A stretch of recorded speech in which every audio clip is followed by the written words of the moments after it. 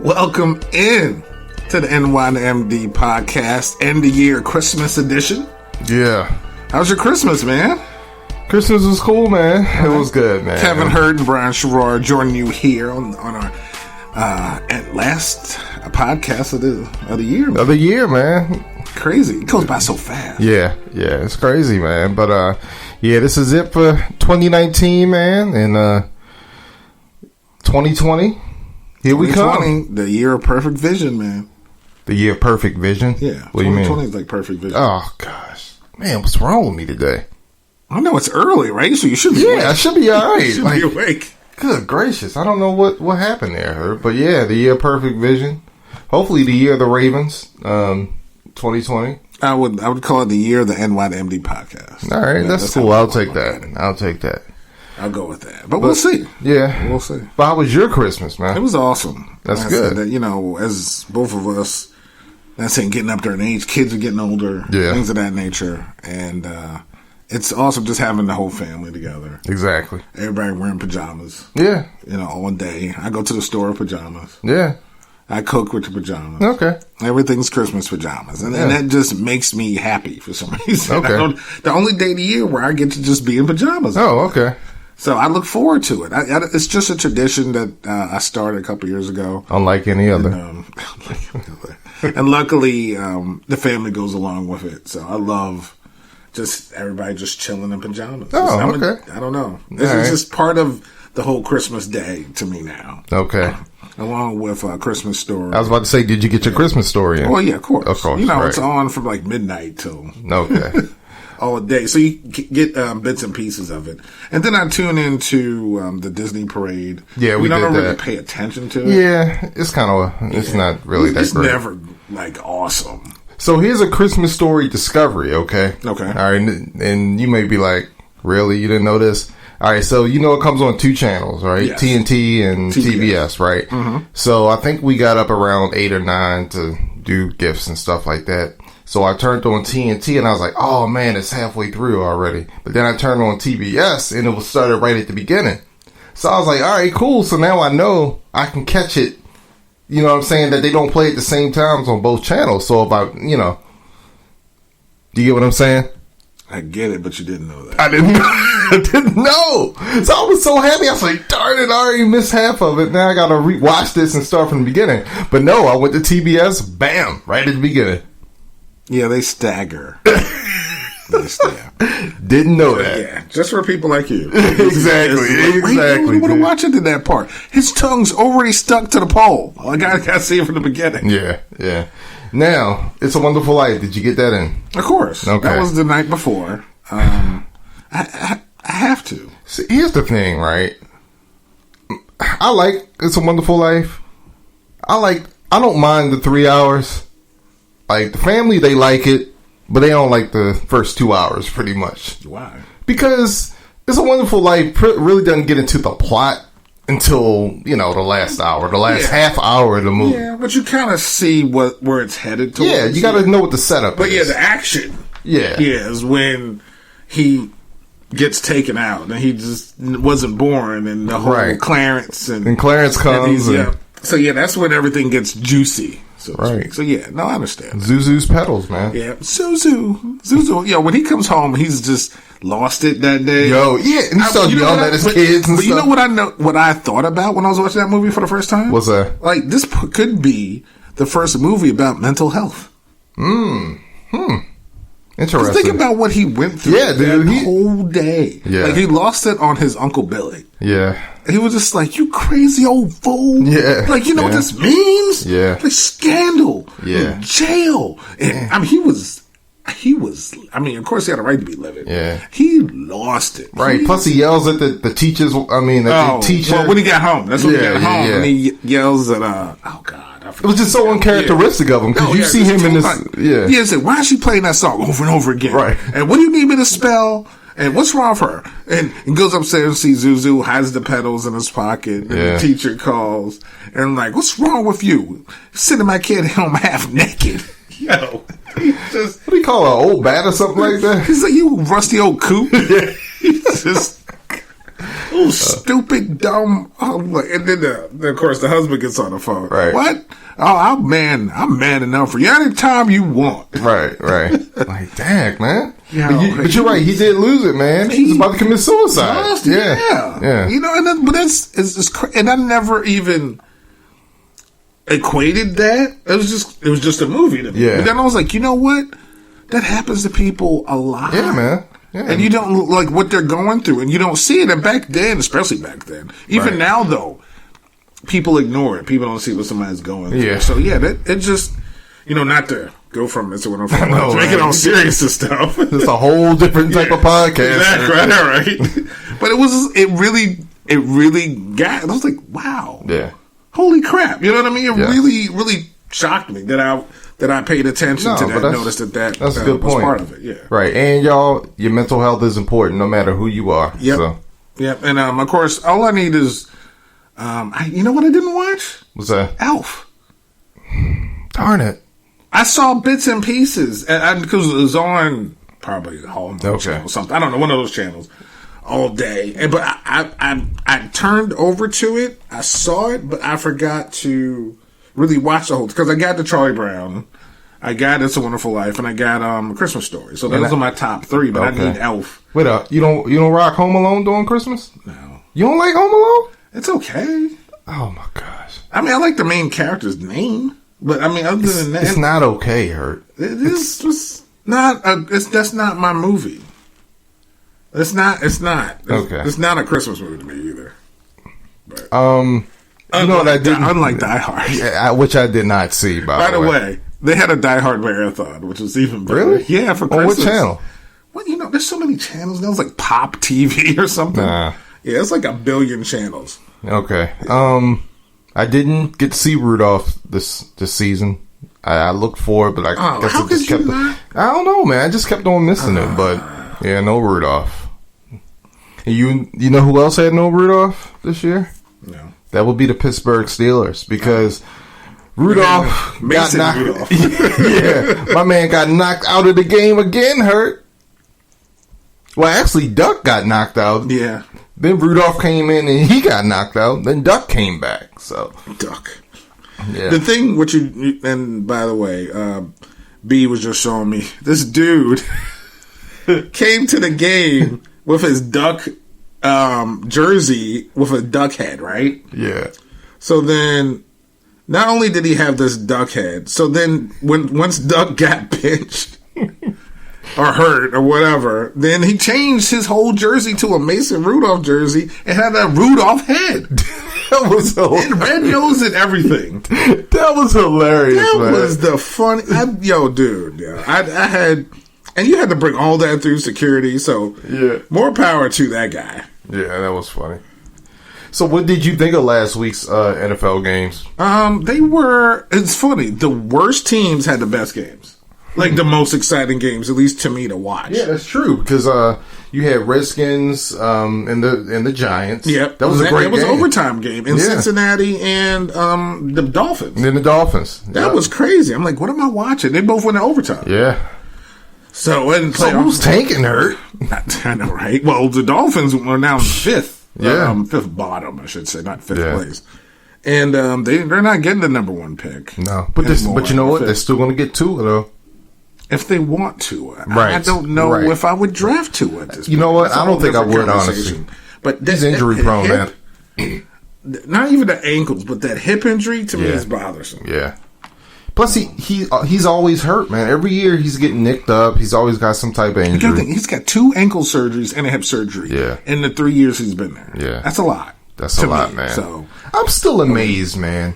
And I know I've said this, but did you remember when they showed like the actual surgery that he had, like on TV? Yeah, they went hoop, whatever. Dude, can you believe he played a week after that? Well, the crazy thing is that surgery, because a friend of mine had I didn't know high ankle sprains are like and there's different grades of them. Yeah, or basically worse than you breaking your ankle. Like they prefer you to just break your ankle. Because a friend of mine at work, she fell down the steps, had a high ankle sprain. She had a boot on for like 2 months. Yeah, I mean, when you hear the word sprain, You're thinking, all right, you know, you could be back, but no, it's serious enough where you got to wear a walking boot for 2 months. Yeah, man. And I was like, gosh, so this dude had that and had the surgery, so he's back sooner. So if you go ahead and have a surgery instead of just not having a surgery, you're back soon. That's why he did it. Yeah. But on both ankles and then the hip, that's a lot. Yeah, man. That's a lot. Will he get drafted? Yes. Yeah, he'll get drafted. But if I'm the Dolphins, I think one thing I can say about the Dolphins, they definitely seem like they had the right coach. Yeah. I like Brian Flores, man. So, but I would wait for that QB. Yeah. For another round or whatever the case is. Yeah, I'm with you, man. They got 3 first-round picks. Maybe they could pick up a QB with that third pick or something. Who knows, man? And there's plenty of them out there. Yeah. But Tua, I would put that on somebody else. Yeah, I'm with you. Yeah. That was my biggest takeaway. Those games were actually surprisingly the most exciting. The rest of them were just kind of, man. And we also had a surprise upset. Arizona, man, took it to Seattle, without Kyler Murray for he got knocked out for a little bit. He has a hamstring injury. Yeah. And Brett Hundley had to come in and play. But the defense, I know that as we all know now, they lost like 2 of their running backs to Seattle in that game. C.J. Prosise and Chris Carson. Yeah, they're done. They both out for the season. They're done. Yeah. So they had to go back to the past. Yeah, they had to go back in time a little bit. They had a throwback Thursday.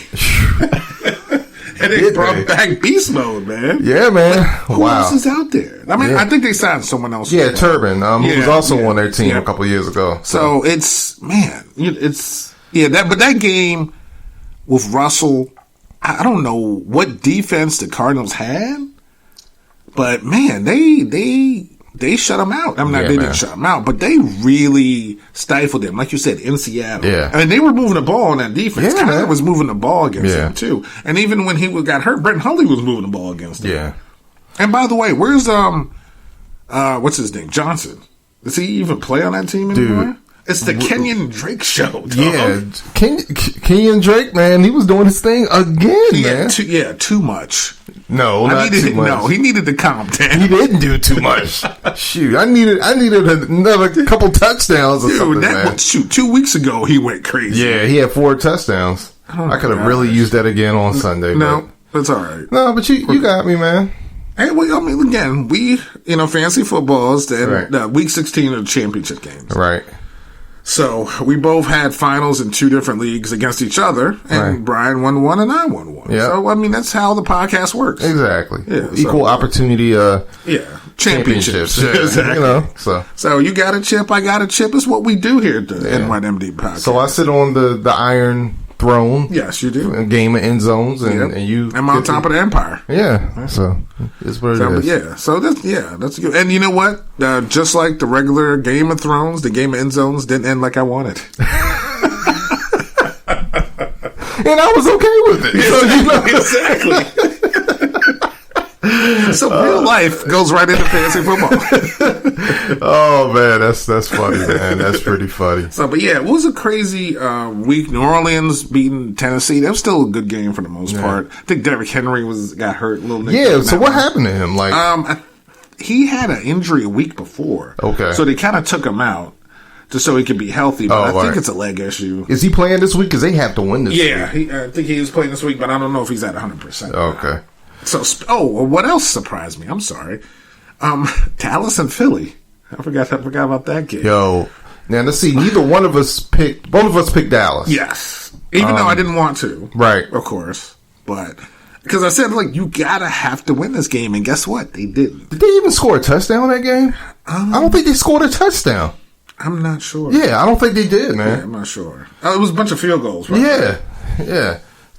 Dude, Dallas stinks. They have got to get rid of Jason Garrett, man. No, they do not. I'm perfectly fine with their whole setup. Perfectly fine.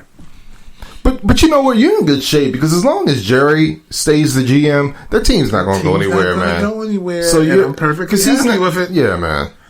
But they have so much talent on that team, and they are so poorly coached. They are 7-8 right now. So just yes, which is awesome. But we're going to do our Week 17 picks, and I'm going to predict something that I don't want to happen, but I have a feeling it's going to.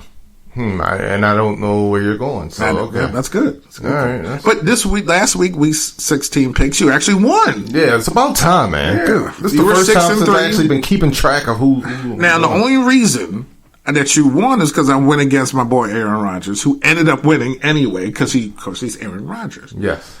And I went against him, and I shouldn't have. So, Aaron, I'm sorry. I apologize to you profusely. It won't happen again. When are we going to realize? Well, actually, you've realized this a long time ago. Kirk Cousins, he's fool's gold, man. Well, come on. No, look. Listen. Dude, he does not win in prime. Like, I don't know what is he. No. I don't want to hear it, dude. No. Again, lot of it. No, listen. A lot of this. I don't know how many Minnesota games they've had on primetime. I know they had like 2 this year. Mm-hmm. At least, right? So he's 0. Again, I don't do QB records, but he has a because it doesn't always count. I understand, but the QB is the most important dude on that team, and he has a lot to do with that team winning. But you don't have a lot to do with it if the defense sucks. You can sit here and throw 15 touchdowns a game. If they give up 16, it's not your damn fault. That's my point. But it's still, they still count wins as losses. Okay, but here's my. Okay, but we're talking right now specifically Kirk Cousins, right? Yeah, I'm not defending him. I was about to say his performances in prime time are not good, dude. But take the record. I'm not gonna fault him because the team that he was on previously, sucked. All right, that franchise can't win. Okay, well let's talk about since he's been the 90 million man on the Vikings, dude. 88. What big? All right, 88, 89. What big games has he won, Hurt? During the playoffs. Okay. Right? He's won games on Sundays enough to get into the playoffs. What are they, 10-5? Yeah, that's something like that. Yeah, I mean, they got a good record. They have a good record. He's done, in that one game, he was passing all over the place. I remember Adam Thielen came back. Remember he apologized to him on radio? Yeah. And then that next game, he threw all those touchdowns. Yeah. Thielen was getting it. Your boy, what's his name? Stephon Diggs. Yeah, Diggs was getting thrown. I mean, he was out. I still don't know where Kyle Rudolph is. I feel like he disappeared. Yeah. But he's hitting all his wide receivers, man. Yeah, but that was like against Detroit. Yeah, they beat Detroit 42-30. Let me see. It was still a good game. Yeah. I mean, but look on the schedule. I'm not sure. I'm pretty sure this was the game that you're talking about. Yeah, I mean, they beat the Eagles. Yeah, he threw 4 touchdowns that game. That's Detroit, dude. That's not a big game. Look who he's going against, Matt Stafford. Well, he's not going against him. It's not facing him on the field. Dude, you know what I mean. I know that. I know, but I hate when people use that analogy. It's like, and head-to-head. What are they? Again, unless they're arm wrestling. Yeah. No, but I hear you, dude. I just, like I said, I'm just not a believer in Kirk Cousins anymore. I gave him the benefit of the doubt for so long. He's a fraud, man. Now he could totally. He's a good regular season quarterback. Yeah. I mean, he has all the Redskins records basically. Yeah. Yardage, touchdowns, and whatever. He's not horrible, but he's not great. Like he's not going to be that guy that's going to just win it for you.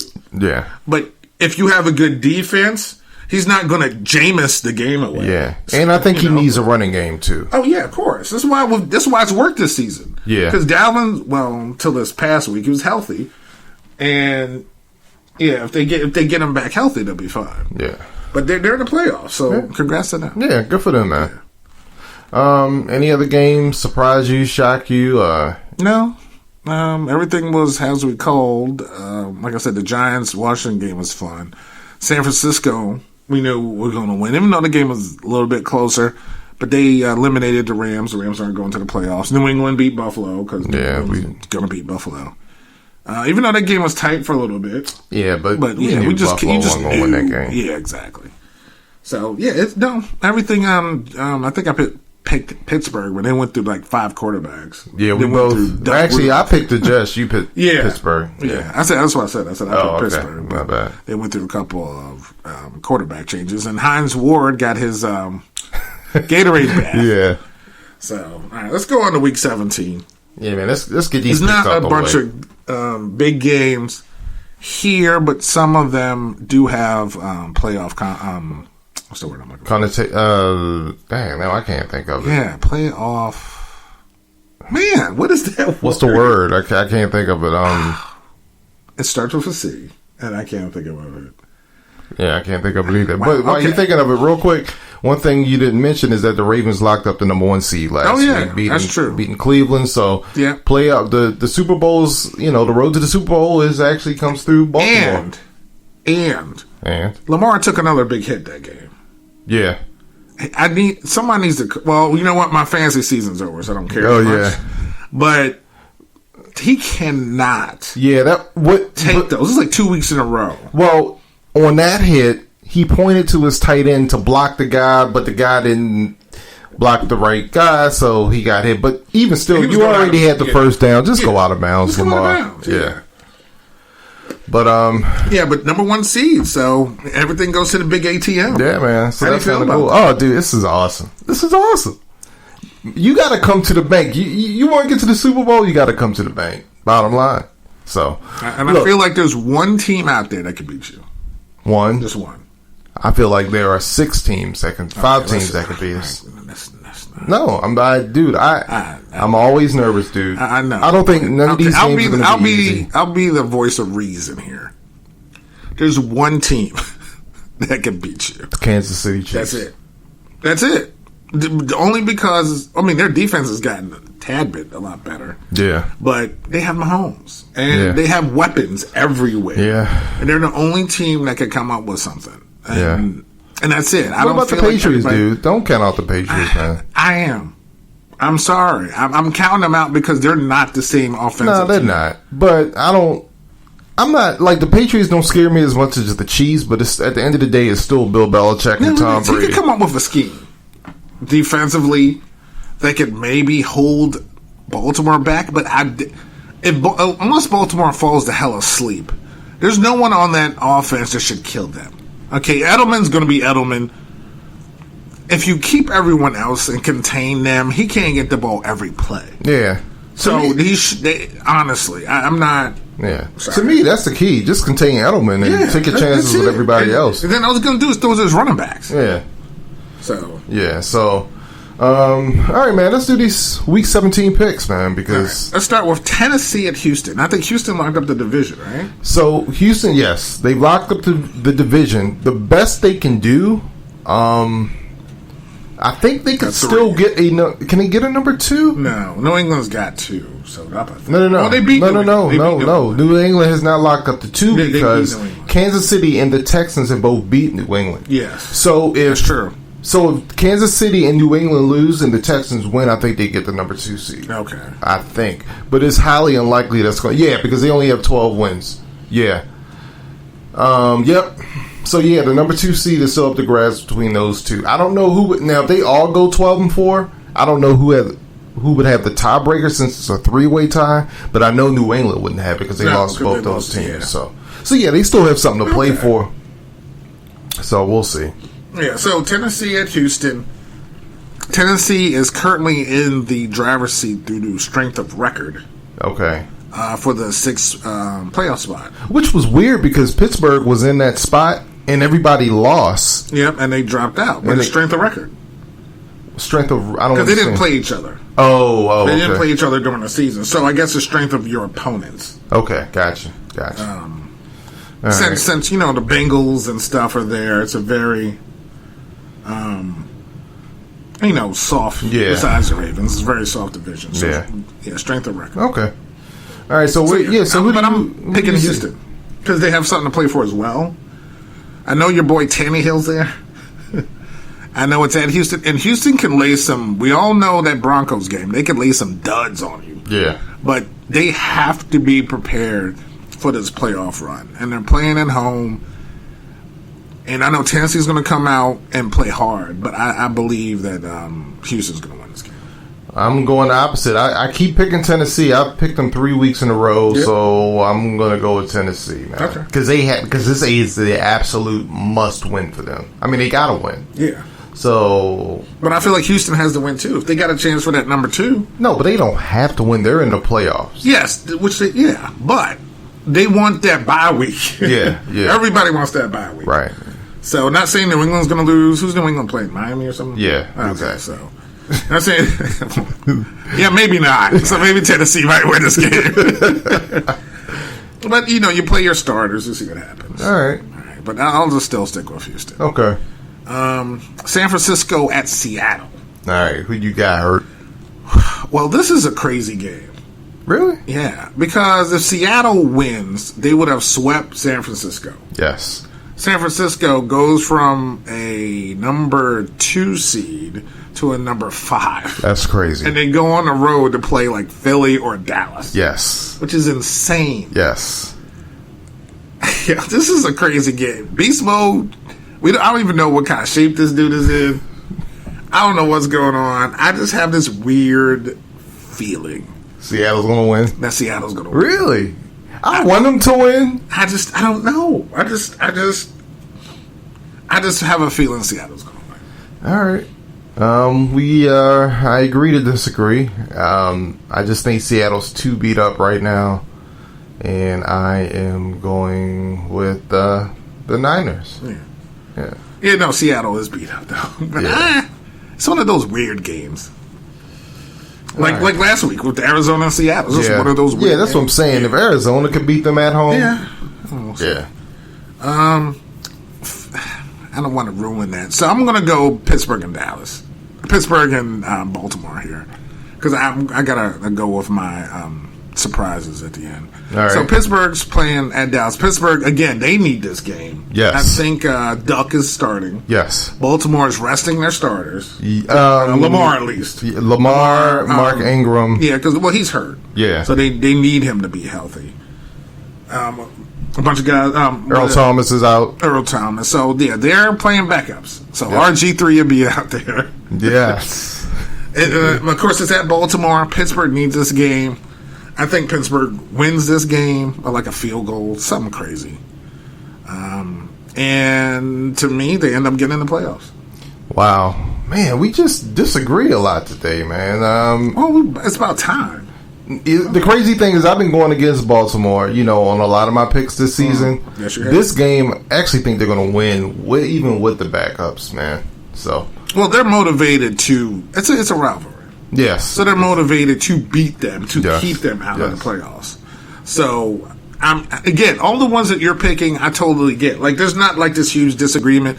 To me, it's like 51-49 percent. This is as far as which team I should take. Everything's close. I just feel a little bit different this week. All I'm going to say is, like my defensive coordinator, Wink Martindale, said, it's duck season. He actually said that. I was like, my man. All right, Washington at... Wait a minute, real quick, before we get to that. The Ravens, like you said, are resting the starters. Do you agree with them resting Lamar Jackson? Yes. Okay. What the... There's not even a debate. Is there a debate? Oh, yeah. People... Why? Dude, I'm with you. I can't even believe people are like, no, we need to play him. For what? He is your offense. He's played all season. What does one game have to do with rust of what? Exactly. So he gets 2 weeks off? Or 3. Because we have the bye. So he's not going to play a game in 21 days. So... Right. He's not this week? No, but that's 2 weeks. It's just it's 3 weeks. He played last Sunday, so this Sunday is 1 week. Next Sunday is another week, and then the next Sunday. Right, so that's 3 weeks, Art. That's 3 weeks. He won't play a football game in 3 weeks, almost a month. I'm still missing. Dude, it's 3. Because he's not. This week is 1 week. Okay. Next week he's not playing. That's 2 weeks. That's 2 weeks. Then the next he has 2 weeks off. Right, but then another week goes by and then he plays the game. So it will be exactly 3 weeks. I get what you're saying. Yeah, I get what you're saying because he played last week, right? And all these days, right? 1 week is already gone by. It's more about the days than the weeks, right? So it will be exactly 21 days or 20 days if he plays on Saturday. So 2 calendar football weeks he's not playing, but more days involved. Yeah, because he played last week. So, but in real time, it's 3 weeks. Or what aren't you getting? I swear sometimes. But, okay, think about it in terms of weeks, right? Right. This is week 17. Right. Say next week is week 18. Right. Then week 19 he's playing. Right. So he played week 16. Right. So then 17, 18, there's 2 weeks. That's all I'm saying. But in terms of days, it's longer than that. Okay. That's all. Okay. This is where we fight. Anyway. The minutia of everything that goes on. So that's what I'm saying. It will be 20 to 21 days since he last played an actual football game. What? He practices. All right. I'm okay. No, because your boy Shannon Sharp, Skip.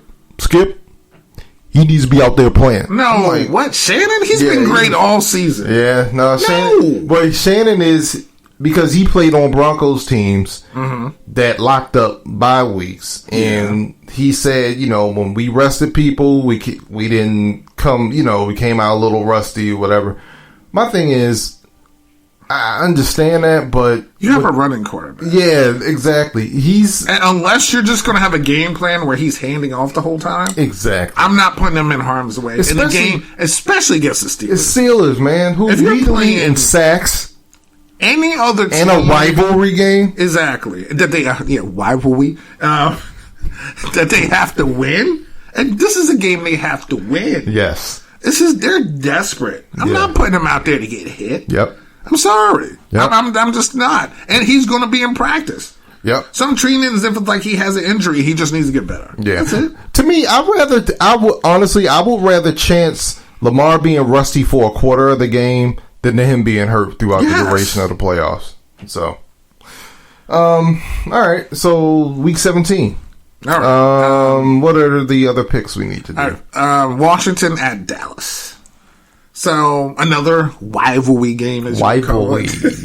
Yes.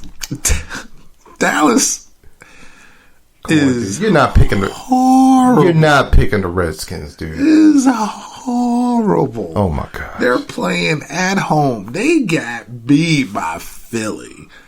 They can't. They went on this enormous high of we beat the Rams, so now we're going to the Super Bowl. To we lost to Philly, and now we may not go anywhere. So they're feeling down. And Washington's starting because Haskins is hurt. He's speaking of high ankle sprains. Haskins has a high ankle sprain. Oh, I didn't know that. Yeah. So he's out. Well, this is last week of the season. So you mean to tell me Daniel Jones has been hurt? Dwayne Haskins has been hurt.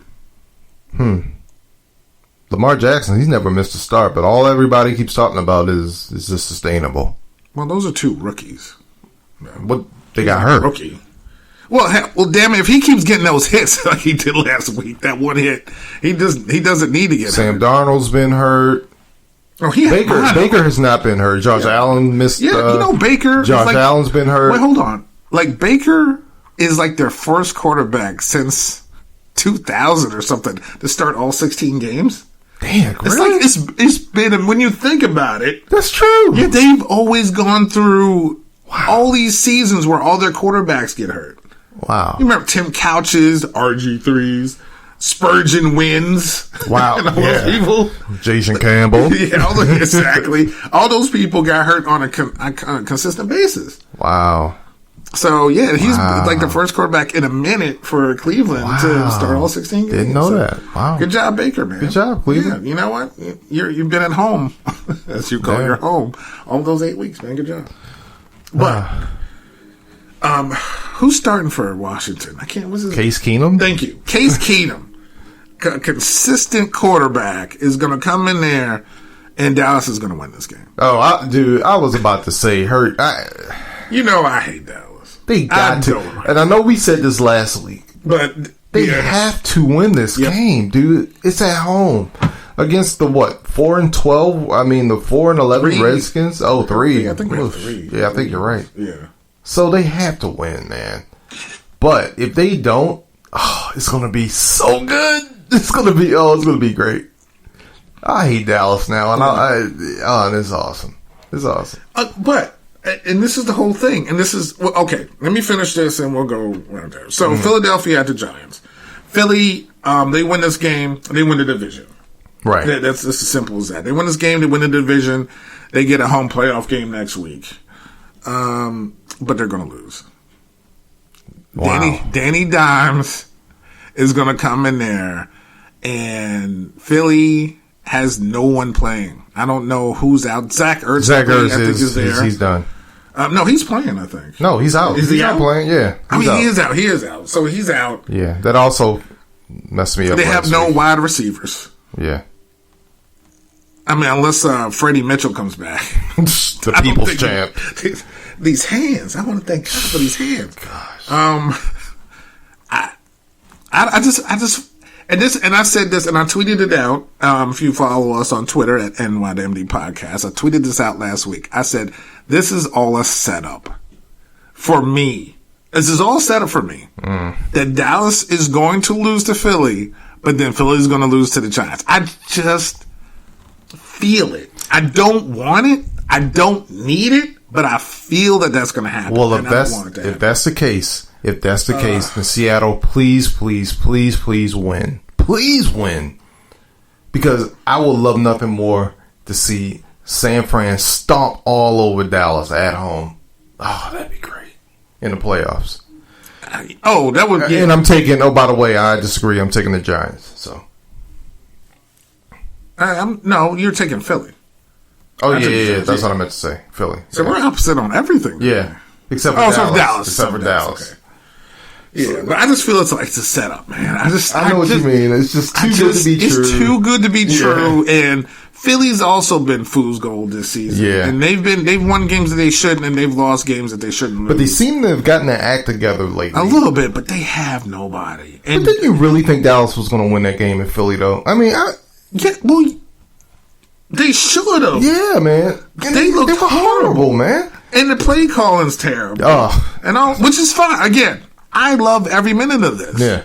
But, listen, that was the leading story last week. Not Baltimore locking up the number one seed. Oh, of course. Not New England. Not San Francisco. Nothing. The first story on NFL Network, on Sports Center, on wherever you want to look for sports was Dallas losing to Philadelphia and Jerry Jones not being happy. It's the first football story on every channel. So, just think about what happens come Monday. Either way, if they lose, Jason Garrett's getting fired Black Monday. If they win, the Dallas sneaky Super Bowl contender. Oh, yeah. Yeah. Do they have enough? Skip. They ain't beating San Francisco or whoever. Like that. But the worst case scenario is they'll play somebody who's banged up, like a Seattle or something like that. That's what I'm saying. Yeah, but that'll be the first story. Let me tell you though. That'll be the first story. I swear to you. Will be Dallas. Do they have a chance to go? Not win the game. Do they have a chance to go into the NFC Championship game in the Super Bowl? Especially if they have to face Seattle. Dude, Let me tell you. I'm going to tell you right now. No, you know what? I'm not even going to speak it into existence. Well, the game of the week tomorrow is Washington and Dallas, by the way. For Fox. It's the game. It is. Game of the week, yeah. Too bad it's not going to be on TV. Mind you, both have losing records. It's the game of the week. But hey. So, man, what do you think about Beast Mode, man? Coming back to Seattle, speaking of which. They ain't got nobody. I mean, literally, there's no one on that team to hand the ball off to. And when they use like 3 running backs and you lose 2 of them for the season. I mean, again, I know it's week 17, but they have injuries where they probably would have missed multiple weeks if it was during the regular part of the season. They don't have a choice. Like you said, they got 2, Turbine and Beast Mode. They need it. They have no running game. Is Marshawn even in football shape, man? Well, put it this way. I'm sure he's more in football shape and get more touches than DJ Metcalf. So I gotta say. That messed me up. Yeah. Forget all that. I'm glad Chris Carson got that 1 touchdown before he got knocked out. Yeah. But man, I'm telling you, it's crazy. But yeah, he needs to come back, and they need his help. But you know who doesn't need to come back, and this team doesn't need his help? Who's that? AB. Oh gosh, can you imagine though?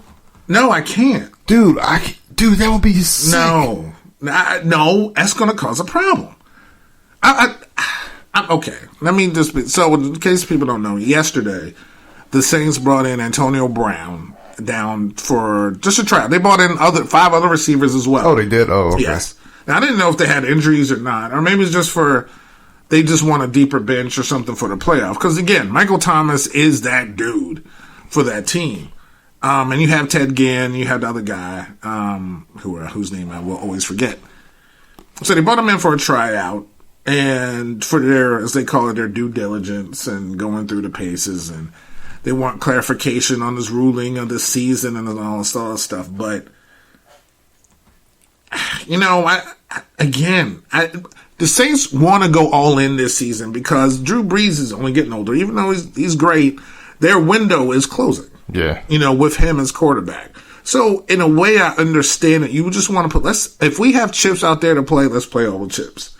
And if having AB on one side and making sure Michael Thomas isn't double teamed. Yeah, man. That would be, because we know AB is in shape. Yeah. He, the dude does train. But it's just that headache. No one Pittsburgh couldn't deal with it. The Raiders couldn't deal with it. New England couldn't deal with it.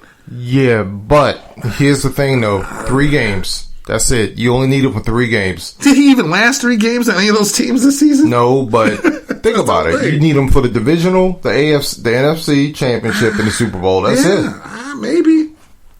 I mean, as long as he doesn't Facebook Live, if they during a playoff game. Dude, he's going to be a Boy Scout, man. He's already... That dude's never been a Boy Scout. But he wants to play, he wants to win, and he wants to prove people and have wrong. A ring. Yeah, so he will be a total Isn't that Boy how Scout. you should have been in New England? I understand that, man, but this will be his 3rd team, this year. Really his 4th team this year. So, he would be a perfect teammate, man. He would be a perfect player, teammate. It'll be brilliant. I just hope, man. I believe that when I see it, because I don't believe on him being a perfect anything, except for a perfect route runner. He's a perfect route runner. I'm not going to take that away from him. But dude, Antonio freaking Brown and Michael Thomas on the same team. Oh my, that's like unfair, man. I just don't. I hope it doesn't happen, but something tells me. We gotta see. But yeah, that's kind of surprised me. Yeah, man. So, all right, let's move on to the National Basketball Association. The association. Christmas Day, which is the start of the season. Yeah, for both 5 games on Christmas. 5 games starting at noon. How many of them did you watch, Hurt? 1. I think I thought 1. Let me guess. LA versus LA. LA versus LA, but that was on 8. So after a while, I think I kind of tapped out because I was tired. It was a long day, cooking and everything. Yeah. I watched some of it, I think, up to the 3rd quarter. Then after that, I think I just tapped out. Yeah, I watched bits and pieces of all the games, except for the last game. Yeah, there was a 10 o'clock. Yeah, I didn't watch it. And I think Houston played. I missed. I didn't Houston, see Golden it. State. Golden State. Yeah, I didn't see that was the it. game before. Yeah, that one I I didn't see just because I was going to different places and didn't have a chance to look at it. But yeah, it's cool to have the NBA. I love the NBA. Yeah. I mean, it's their day. It's their cool. day. I mean, I like the fact that they have made it their day to have people play. So, I mean, like, usually marquee matchups. Again, Golden State isn't the Golden State of old, so right. that's different. But they still end up winning. Yeah, they still end up winning that game. So, what's up with LeBron now? Now he aggravated his groin during the game against the Clippers. So, and that's the same injury he had last year that kept him out for like 16, 17 games. Yeah. So, again, I love LeBron, but this is your 17th season. If anyone deserves load management days, it's LeBron. Like, you can't be hard-headed like, I'm just out here to prove a point. No one cares. Right. The only point you need to prove is you win a championship at this point of your career. It doesn't matter if you play, 70 games and you miss 12. As long as you play every game in the playoffs and you come through and win, that's all that matters. No one's going to sit here and say, well, he only played 70 games. Because Kawhi's going to probably play 70 games or 65 or whatever. I was about to say, he's not even going to play that many. Yeah. So, and if he wins a championship, all it is about winning the championship. So, exactly. If this forces him to have some time off and they sit him, then they need to do it. But they did lose that game. They were up by a little bit, and then Clippers came back in that game. Yeah, because the times when I watched it, I mean, the Lakers were up by almost 20 points, or maybe more than 20 points, but I don't know what happened because I really didn't see too much of the second half, so I didn't really see what happened. But But no, it's nice to have those matchups, man, on Christmas. So now somebody, I forgot, one of the players, I think a former player, I forgot who it was. Maybe it was D Wade or something. Said teams need to earn the right to play on Christmas because it's a marquee day. So it's not a day where you have Golden State, because they're horrible this year, on Christmas Day. Yeah, but that was already pre-planned. Well, yeah, that's what I'm saying. I don't know how you could do the schedule in order to earn that. So I'm not sure what exactly he meant or whatever. Yeah, I mean, Golden State has earned their right. Well, yeah, well, meaning like, okay, so this season they wouldn't have. In the past, yes. Yeah, but they make the schedule before the season. Exactly. So I don't know exactly how teams can earn something, but that was an NBA player saying this. I don't know what the criteria would be, or if they can make up games on the fly. You know what I mean? I don't think you can. Right. I mean, I just don't understand where you're coming from. This is Golden State we're talking about. They've had a series of unfortunate events, but they've earned the right. I mean, they've been to the last 4 finals, it seems like. Was it like Lemony Snickets or something? Yeah. Series of unfortunate events. But yeah, so come on, D-Wade. Yeah, I mean, that's what he was saying. I mean, I don't disagree, but it is. Yeah, but Golden State has earned that right. But you can't, the thing is, you can't, like, flex, an NBA schedule. It's the NBA schedule. Right. So, but yeah, I do love Christmas Day. But let's talk about and pick the big games of the weekend. And that's the college football playoff games tonight. Yeah. Ohio State versus Clemson and LSU versus Oklahoma. My favorite sport. This should be played on New Year's Day instead of today, but hey, I'm not in charge. Who you got, man? Clemson and Ohio State. Wait a minute. New Year's Day? Yeah. Oh, I see what you're saying. Yeah, that's right, because everybody's off. All right. Ohio State, Clemson. Jason Fields, he's what, 85%? Yes. They say. QB, Ohio State, yep. Trevor Lawrence. You know what? I kind of think Ohio State has the better team, but I'm going to go with Clemson, man. I'm going to go with Clemson in this one. I'm going with Clemson. Everybody believes Ohio State has a better team because people don't believe in Clemson. Imagine, Clemson, who last year, wait, what did they do? Oh, yeah, they won the national championship and went undefeated. And they played the same people they played last year, and they whooped Alabama's butt. Same team came back this year, pretty good. Now they're in the ACC. They struggled against North Carolina, and you know why they struggled against North Carolina? Because they know they just want to get to this point, and they're here, and they're going to come through, and they're going to beat Ohio State. It's going to be close, but remember, Dabo is facing a dude who's his first year as coach of the team. Ryan Day's first year as coach of Ohio State. Ohio State has a bunch of studs out there playing. Yeah, man. But so does Clemson. Yeah. And Clemson's been here before, and Clemson's going to win this game. Okay. The game I'm looking forward to, only because I like Ed Ogeron. Oh, coach, you want to hear him talk? And I want to hear him do like a halftime thing. That hurts. I can't even. Yeah. I think I need a drink. My God. Face it up. Sounds like you already had a couple. It does when I don't like it. It look like I had an all-nighter. So I had some beignets. Oh, man. Against Oklahoma. Yeah. And Jalen Hurts. Yeah. It's going to be a close game. You think it's going to be close? It's going to be close because Jalen Hurts has played against Louisiana State. He's beaten them before. He knows the SEC defense. Excuse me. They have a pretty good team. They have a good passing. He has run the ball a lot. LSU is going to win this game, but I don't think it's going to be this blowout that people perceive it to be. Okay, I don't think it's going to be that close, but yeah, I'm definitely taking LSU. I would love for Oklahoma to win, though. I would love for them to win. I wouldn't, but why not? Yeah, I'm not an Oklahoma person. Okay. I just feel like the LSU story is such a good story. Yeah, and anybody but I would. And Clemson, Oklahoma does nothing for me. Actually, anyone Oklahoma does nothing for me in the final. Yeah. It's just not like the Ohio State, LSU. Oh yeah, I can get up for that. Clemson, LSU. Yeah, I can get up for that. OSU, Oklahoma. Yeah. Okay. Clemson, Oklahoma. Yeah. I just feel like those two teams would beat Oklahoma. All right. You know, even though if they beat LSU, right. Yeah, I just don't feel like there's a 50-50 there. I just feel like those teams just have the distinct advantage. Okay. No, if it is, I mean, I'm sure we'll talk about this, but let's say it is Clemson versus LSU. Who would you pick? I'm picking LSU. I just think it's their year. Their defense has gotten a little bit better in this past couple of weeks. They both have great quarterbacks. Dabo's been there. Some teams are just destined to win certain things.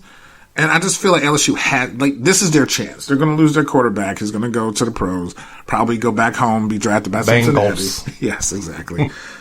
Be in my Heisman division. Trophy winner and everything. If they win it, they have to win it now because Clemson's a juggernaut that's just going to keep going. And Alabama will eventually resurrect itself and be Alabama again. So if you're LSU, you need to do it this year. Okay. So I think I would like to see Clemson win it again. But, I kind of agree. Back-to-back would be it. Yeah. Listen, they were already down. Even though we have a new coach at Florida State, and I have a feeling that we're going to turn things around. But Clemson already got 2 championships like the last 3 years. Let's just take it easy. Staying with college football, real quick, how did it feel seeing the Canes go down to Louisiana Tech? That was the best thing. It wasn't the best thing because I would like Florida to lose as well. But I felt great. Not only did they lose. Not only they got shut out. They got shut out. 14-0. You want to talk about a barn burner? I came home from work. It was 7-0 at the time. And I'm like, it's the fourth quarter. Like, what is going on right now? Then they ended up losing 14. They could not score. They were benching quarterbacks, putting in quarterbacks left and right. So the OC just got fired yesterday. And who's the coach? Is his name Manny Gold? Manny Diaz. Yeah. And he used to play for Al Golden. That was a long time ago. No, I said Manny Gold. I got the two together. I got the two.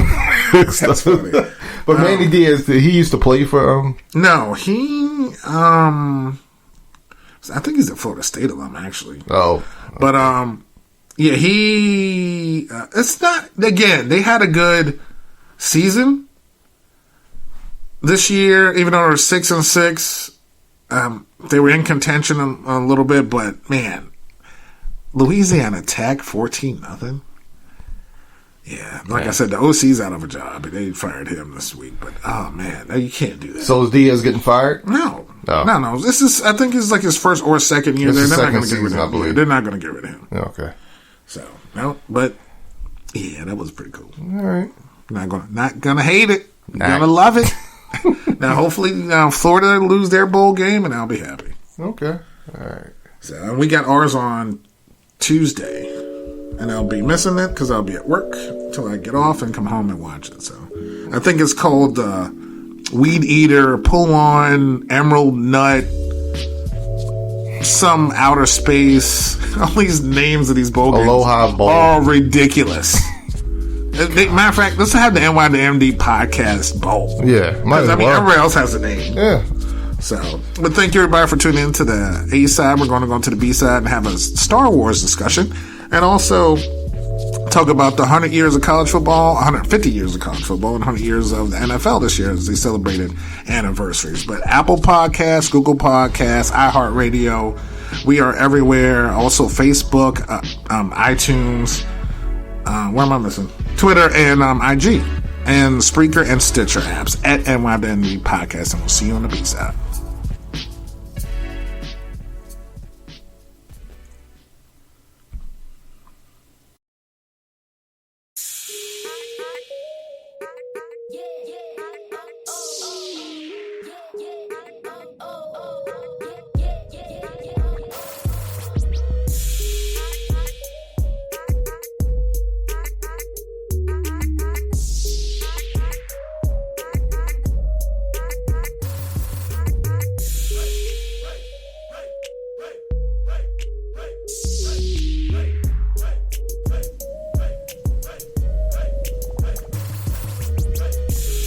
Welcome into the B-side of the NY to MD podcast. And we're going to give a little bit more to this side as it's, our end of the 2019 version of the show and going into and what we expect to go into 2020. So and a little bit of Star Wars, a little bit of college football, a little bit of pro football, and stuff that we love to talk about. Our favorite players and teams, and our favorite Oriole of the decade, or best Oriole, or best Met, just teams that we follow. Yeah. And things like that. So, I can't wait. This B-side's going to be fun. Hopefully, I have a feeling, though, we're going to argue. I don't know why. But usually I'm not wrong when it comes to these things. I don't know why. Like certain things happen that I just feel like we're just going to disagree on, and it turns into some kind of crazy argument. That's funny. But we'll see. But me, for 2020, I'll try to be a little bit nicer. Maybe we won't have arguments, so I'm not 100% sure about that. But you know what? It's fun. Why not? Yeah. So, first and foremost, man, it's the end of the year. It's the end of the decade already. Man. It's been, you had kids start school this year. Man. Kids graduating elementary and middle school. Yeah, man. You know, your whole family was in a marathon or a run. I mean, you had a lot of stuff happen this year, man. Yeah, man. It was a cool year, man. Man, now I have to reflect on the year. What, Isn't that crazy though? Trying to think. What do we? Oh yeah, we. Let's see. I've spent a lot of time in New York this year. Yeah, best place on earth. This is true. Yeah. More time than I have. I was there once, I think, this year. I was there twice for my cousin's wedding. I went to Brooklyn, did the family. Brooklyn? Yeah. And my wife was I was getting on her nerves because I kept saying, "Where Brooklyn at? Where Brooklyn?" She was like, "Would you stop it?" I was like, "No, I can't." Stop acting like a tourist. I know, but I couldn't resist, you know. But no, man, it's been a good year. Yeah, my oldest, you know, I had prom, driver's license, high school graduation, college, all in the same year. You know, it was a good year, man. Yeah, man, it was good, man. A lot happened this year. A lot happened this decade. But I'm just thankful, you know, just thankful everybody's healthy, happy. You know what I mean? And there's a lot of good things that happened this year. So, and you know, this is second year of the podcast, man. Yeah. Can't believe we've done this for 2 years now, which is crazy. Yeah. And it started on Super Bowl weekend or the week after the Super Bowl a couple of years ago. That was after was that after the 28-3? Man, it all runs together now. Yeah, man. It was. That was the Falcons one. Or was it the Eagles one? Who won last year? No, that was the Eagles. It was the Eagles. I knew it was a good Super Bowl. The Patriots were just in all of them. Yeah. But I knew it was a good Super Bowl. I was like, we starting this right after the good Super Bowl. It was the Philly Eagles special. Yes. It was the Philly because who won last year? Yeah, that was the sucky Super Bowl last year. That's Patriots. Terrible. Man, but you're right. The Patriots won a lot of Super Bowl. Remember that? It seemed like there was a while when before they were in this Super Bowl or something like that, and now it seems like they've been in all of them. It took maybe 2 years off. Yeah, I guess. But they've been 3 in a row or something like that. Yeah, I hate the Patriots, but yeah, man. So how do you want to start this one off, Hurt? Well, let's start with Star Wars. All right, man. I mean, it's Star Wars, right? Yeah. Star Wars: The Rise of Skywalker. The last of the Skywalkers. Wow. Movies that started in the 70s. Of this 9-episode journey came to an end. Yeah. This past week. So maybe if you haven't seen it yet, just, tune off for the first 10, 15 minutes and come back for the college football. All right, so we are doing spoilers. I'm talking about it. All right, cool. If people haven't seen it yet, then that's on them. Yeah. But I'll let them know. I'm already letting them know now. Gosh darn it. Well, remember when you said you smelled the argument coming? Mm-hmm. You were right. I know. I'm never. When am I wrong? I knew it. I already knew. Dog. I already knew. To use one of your terms, hot garbage. So disappointed. So disappointed, man. Oh, man. Disney. I guess I've been spoiled by the Marvel movies where there's actually cohesion and you go watch one Marvel movie and it's a setup for the next Marvel movie and there's cohesion and they make sense and they go together. excuse me, to me, this movie seemed like an afterthought. Like, it should have been like a culmination of this great series. But to me, it was a poorly written, poorly constructed story that seemed to be thrown together. And man, I was just so disappointed. I sat there constantly looking at my watch. Was like, when is this going to be over? I went with we went with everybody. Yeah, man. Oh gosh, I'm so disappointed, man. It's so many. There were some things I liked. Like, there were some cool things in it, but the story just didn't. It's just so much, and I don't know. And I have to go back and see. I don't know if there were 3 different directors or what happened, but it was such a fall off from The Last Jedi. And I know The Last Jedi was pretty divisive, but this, man, it was. I don't know. Now, you said everybody I talked to, the 3 people I knew who saw it, they said they were satisfied. So I was like, all right, good, because I was worried about it. But when I saw it, it was a bad movie, man. Well, yeah, when I first were reading, like, I was talking to you about the reviews. Okay. And by the way, let me preface this. If I know I'm going to see a movie, I don't read reviews. I don't want to know anything because I just don't want. I don't either. I'm not like you. You could just see whatever and doesn't bother you, but I don't want to be swayed by reviews, or I just don't want to know. I just want to see it unbiased, like clean slate, and have my, Yeah. So anyway, I'm sorry. Yeah, I usually try to avoid any reviews, but this movie came out for the critics early, I think, or something like that. Yeah. Okay. And it was just, I guess, the buzz around it being the last one. It just, stuff just started popping up in places. So so before you saw, what did you see? Because somehow I didn't see anything, and I'm so glad I did. Yeah, no, I just saw exactly what you were saying. Really? Everybody hated it. Okay, all right. So I'm not alone in this. No. I think honestly, I feel like this movie is 50-50 when it comes to people hating it or people liking it. I really do. I really think it's one of those type of things, and I'm not mad at the people who didn't like it. Because if you take the movie as a whole, and I go back to, I'm very particular with certain things, and just even the first, if you want to put them in chronological order, the first 3 to me were garbage. Like, I was. Wait a minute, you talking about the prequels? Yes. Oh, okay. Yeah. Okay. No, not that's what I said, chronological. Okay. Okay. I'm not talking about like Return of the Jedi's and okay. Stuff. No. I'm just talking about the ones directed by the guy who directed the first, 4, 5, and 6. Yeah, 4, 5, and 6. And I was upset at those because I'm like, we waited this whole time and we got Jar Jar. I was just couldn't. Yeah. I was like, but the fight scenes were great. Yeah. And every time I see it come on TV, like I will go back and watch Return of the Sith, and I'll go watch, and I'm just like, that doesn't sell me at all. So when these last 3 came out, I didn't have high hopes, and I think not all of them, but I think a bunch of them were directed by different people, and I think people, when they got into it, had different visions and stuff, and you could tell it's obvious. Yeah, and you could tell that it wasn't as congruent. The one thing that this movie got me on, which I was shocked at, and I liked the movie. So let me just first say that I really liked the movie because I saw how badly it was received, and I was like, I'm just going to go in there for open mind.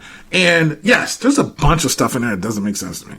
There's a bunch of things that I have no idea what this means or where they came up with this plot and whatever else. But there's so many other plot holes in this whole, in the past previous 6, I guess, that none of that stuff makes sense to me. And I just stopped believing that it was going to make sense. You get what I'm saying? Yeah. Because they just kind of, when they started this whole thing off with Rey, I'm like, okay, who is she related to? Where are they going? She can't be a Skywalker. Something's wrong. Then Ben, we found out Ben, even though like I said, I like the first 2. The first 2 to me were better than this third one. But the third one got me emotionally. Like, it really, I mean, Princess Leia dying got me. Like, I cried 3 times in this movie. Okay. I did. It got, that hurt me. C-3PO's mind getting wiped out that first time. It's like, what, I'm gonna take one last look at my friends. I was out. Done. I was done. I was sitting there in the front row like, I see them. I was like, is anybody watching me right now? Like, what is wrong with me? So but go ahead. One of the few things I did like was how they handled Princess Leia, because their hands are really tied. Yep. I was amazed, and I have, because I've seen reviews now since I've seen the movie, and I think it's a criticism, but it's not a criticism because, like I said, they really didn't have a lot to work with. I love how they handled Leia, dude. In context of everything, I thought they handled that well. Like, that's the one thing I did like, because it was such a. I feel like it was a tribute to how much her character meant in all of this and how it actually happened. Like you said, they couldn't film her. She's, unfortunately, she actually passed away, like in real life, years ago now. Right. So I get that they did, but I like the fact that, you know what, I like how they put that in there. Like, she's just trying to reach her son one more time. Yeah. And she's going to use, the last of whatever she had. I'm fine with that. And then, when she, went away, that got me.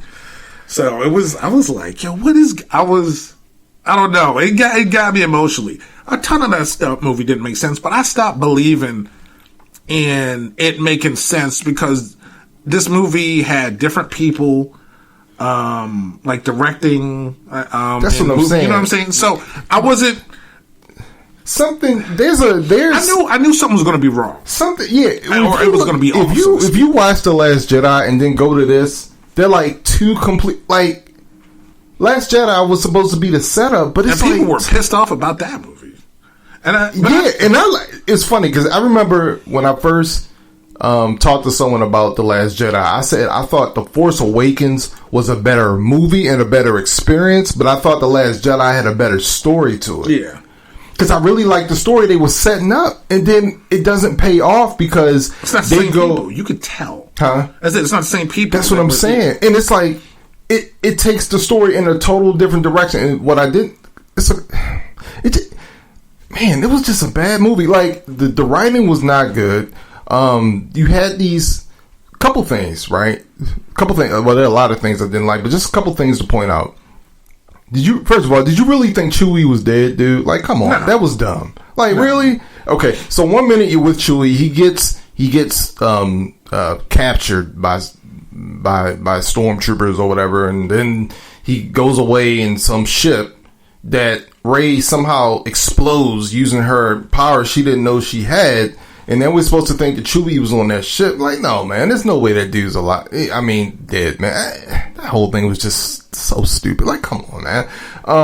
The whole thing with the Emperor, man, look, I'm sorry. That came out from nowhere. I mean, I know we heard him laugh in the trailer. We knew he, but come on, man. And there was a plot for him, like in the last one, like he could be still alive for, and all this other stuff. Correct me if I'm wrong, but because you're more into Star Wars than I am. I think you're probably more into it than I am. But wasn't Darth Vader supposed to bring balance to the Force? Right? Wasn't Anakin the chosen person to restore balance to the Force? And didn't he do that in what was it, Return of the Jedi? I mean, when he threw him down the I don't know if he but when he turned, that was kind of like the balance. You know what I'm saying? Because then the dark and the light were basically at the same level at that point. But then he kill the Emperor well, the Emperor fell down, whatever plasma well, he fell down, but we didn't see him die. But again, it blew up from what I remember. Darth Maul got chopped in half. He did? See, I don't even remember that. Okay. Oh my God. What? That was one of the best fights. Is him and Qui-Gon and Obi. I haven't seen those movies in such a long time. Man, listen, if you want to talk about a fight scene that I love watching over and over again, it's that one. Just the music. Oh yeah. Dude, that whole thing, and he has the double lightsaber, and he's taking on Qui-Gon, he's got Obi-Wan over there, and they're just going back. Dude, that gets me every single time. So, but after that, he kills Qui-Gon, and And Obi-Wan chops him in half, and he literally falls down a hole with half his body going one way and half his body going the other way. But he is the protagonist in the Solo movie. He's alive somehow. This is where we live at. You get what I'm saying? Yeah. So with the Emperor, again, it is a loophole. We get no explanation on how he stayed alive. That's what I was going to say next. But we've been in this universe long enough where they've put in a whole bunch of things that don't make sense to me. You know what I mean? Yeah. My whole issue with this last movie that I really did like, because it got me. I didn't expect me to be emotional like it was like I was watching Forrest Gump or something. But and that's why I love the movie, because it got me emotional, which I was shocked by. But none of it, I knew this was going to be disconjointed. You could tell it was going to be disconjointed because it seemed like it took longer to come out, and all this director's going to do it, or this person, or this person. See, I didn't realize all this stuff was going on. All that stuff was going on. So all this stuff doesn't really surprise me at all. But I wish some of it made a little bit more sense, but it doesn't. Again, it doesn't surprise me. Okay. Because again, out of this whole series of movies, my biggest issue is that the way that happened with Ben turning, like when they explained that, made more sense to me than Anakin just going and killing 30 kids. Yeah. Like, that still blows my mind. Right. It's like they had so much. I really thought that episode 3, okay, I think I told you this, was just going to be Darth Vader. I thought it was going to be a dark movie, and that's what I wanted to see. I wanted to see him turn stuff up like all over the galaxy. That happened in Rogue One. Exactly. That's what I'm saying. Like, I just wanted to see the Jedi fail. Yeah. Like, I wanted to see how they got wiped out. You know what I'm saying? I wanted to see how, like, I wanted to see dark, like how he just became like this super dominant force in the galaxy where he's just turn stuff up all over. Or he became Darth Vader. Yeah, and we never, like, to me. But that's what they were trying to show you, but it just wasn't good enough for me. No, I wanted to see a whole movie about this. Yeah. You know what I mean? Yeah. Okay, we get good and evil in all the Star Wars. There should have been, like, episode 3, in my mind, should have been the bad guys winning. Like, this is the story about how the bad guys got on top. You understand what I'm saying? But we didn't get that. And I don't know. I honestly, that's why, like you said, I love Rogue One. Like, Rogue One should have been like episode 3 and a half. Darth Vader. Yeah, yeah. But again, and when watching the Clone Wars, the cartoon, gave me a better look at Anakin than the movies ever did. And see, that's a mistake. I mean, not a mistake, but it shouldn't be that way. No, you had 3 movies. You had a chance to do this in 3 movies, and I didn't feel. Again, listen. You're close to your mom. I'm close to my mom. Yeah. You know, we love our moms. Of course. We miss them. It's not going to make me kill 30 kids. I just don't care what the hell goes on. I mean, maybe I know I don't have this tremendous power in me. The absolute power in me. But I just can't. And I think my issue was I didn't enjoy those first 3 chronologically. So when these next 3 came out, I looked forward to them, but I didn't put any expectations on them because I was so disappointed. See, by the way the other ones came out. Again, Obi-Wan was great. Like what's his name in real life? Liam Neeson? No, he's Ewan McGregor. Yeah, Ewan McGregor played Obi-Wan great. Like I loved his Obi-Wan. Sam as God, what was Sam's name? Sam Jackson. Mace Windu. Yeah, Mace Windu was great. All the other people, Yoda hopping around like that, kind of got on my nerves. The dude who played Darth Sidious was great. Christopher Plummer. All these people, the guy who played Palpatine was awesome. Yeah. But just the whole, we waited so long. It's like Godfather 3 to me. Like, we waited so long, and this is what we got? Yeah. Like, this teenager, this is like, you know what, I'm just angry.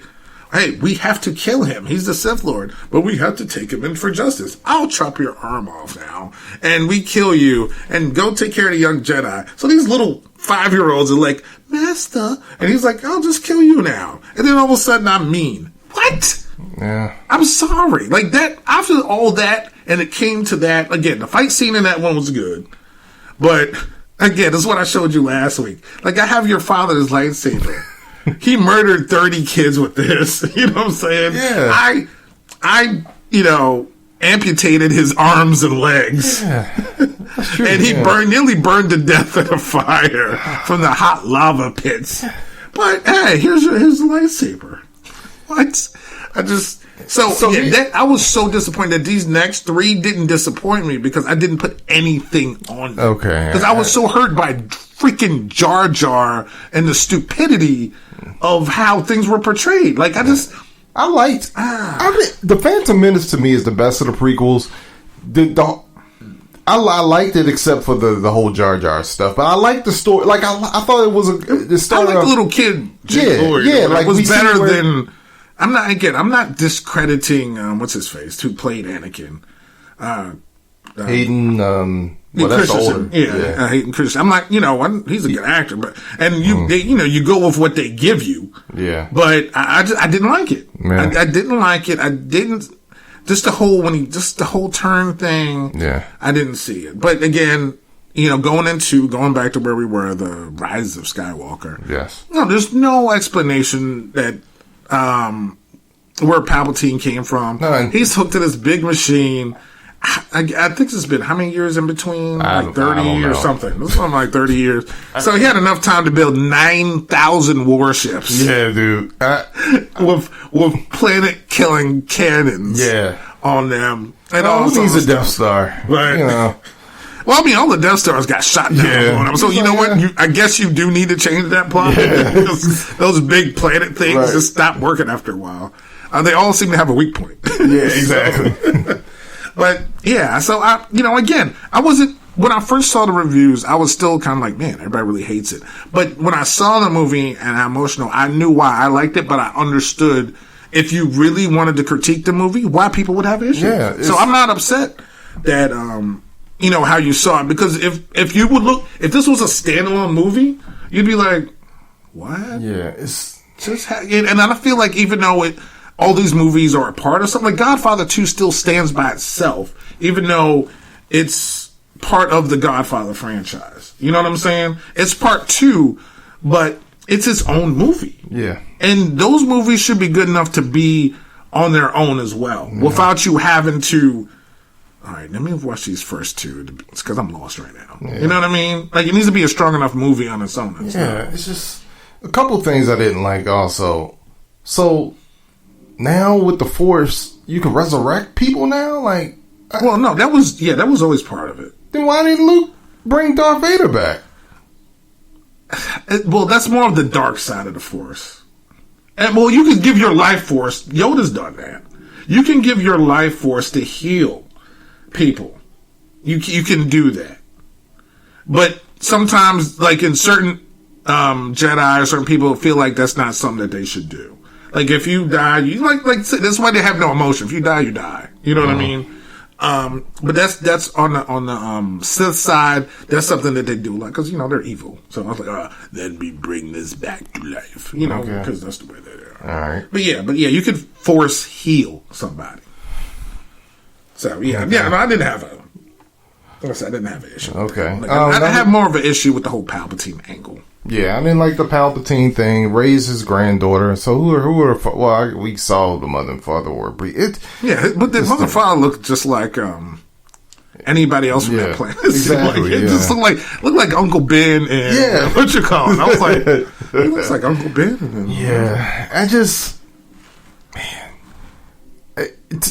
It just seemed like something that was thrown together, man. I thought it was, because if you're going to end the Star Wars Skywalker series, to me it's got to be epic. It wasn't epic, man. And I felt like there were a lot of cheesy fan service type things. Like, they had Lando Calrissian. Am I saying his name right? Lando Calrissian, yes. Yeah.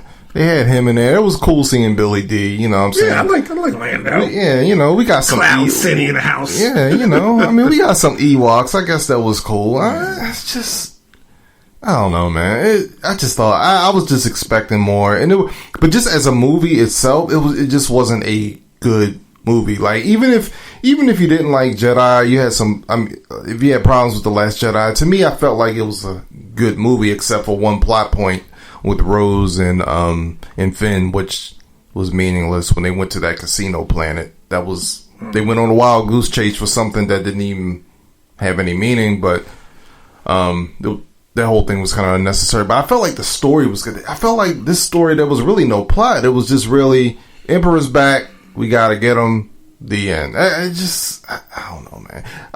And that's what the issue. People like this really didn't seem like it was a bunch of originality in this finale. It was just like, let's go back to the old villains and everything. Exactly. Which is, again, like I said, I totally agree with that. But that's why I feel like this wasn't directed the same way as the other ones. Yeah. And so, my expectations were not on the same level. I went into this not having expectations. And again, I was pulled in emotionally, but I wasn't pulled in by the story. No. I was pulled in by the characters. Yeah. Like to me, I was attached to the characters. I wasn't attached to the story. And it's funny, like, even with the characters, I was just about to say, I think they could have did a better job with character development. Rey, of course Rey and Ben. I think Ben was the most well-developed character and most compelling character in these new series. Yeah, because I can see it. Yeah, like I said, his turn, the way Luke described, like, I felt it in him. Right. His grand just to pull and then when you find out in The Last Jedi why you're like, okay, I get it. That's so believable. Yeah, right. But I got exactly. But then it's like they just said, you know what, Last Jedi, we just gonna do something. It's like it almost felt like The Last Jedi, which I thought that it was a good story, it was setting up something great.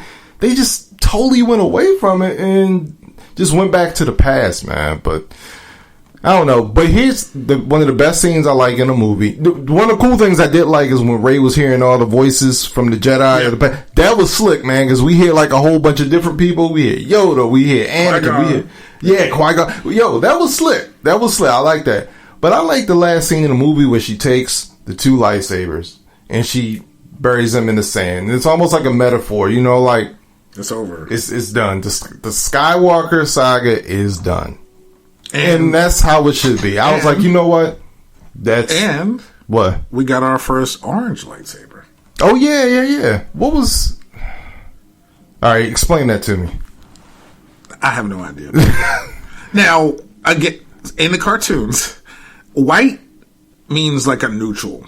Okay. Like you're not good nor bad. You're your own kind of Jedi. Oh. Okay. Orange was because that's where one of my favorite Jedi went to. God, I can never remember anybody's name when I need to remember my name. Remember freaking names. But she left the Jedi Order. But she wasn't a Sith either. She was just neutral. But she was perfect, almost like she was perfectly balanced in herself. Wow. So her lightsaber went from blue to white. You know what I mean? So it was, but this orange was a new one. I forgot to look up to see what the meaning of it, whatever was. Okay. But I was like, oh, okay. All right. Orange, since, Mace had the only purple. The purple one, yeah. Which I hated. Yeah, I love that. That was terrible. But yeah, so... But I was cool when her lightsaber, I was fine with how it ended. I thought it was going to end that way. She takes the Skywalker. Somebody had to die. Yeah, and I didn't know if it was going to be her or Ben, and end up being, the other person. But yeah, her and yeah, why would you take that other name? Right. Right. Can't be Rey Palpatine. But that was kind of cool seeing, going back to where it all started on Tatooine, the two sons and the remnants of Uncle Ben's dwelling. And remember, did they actually sell that as a toy?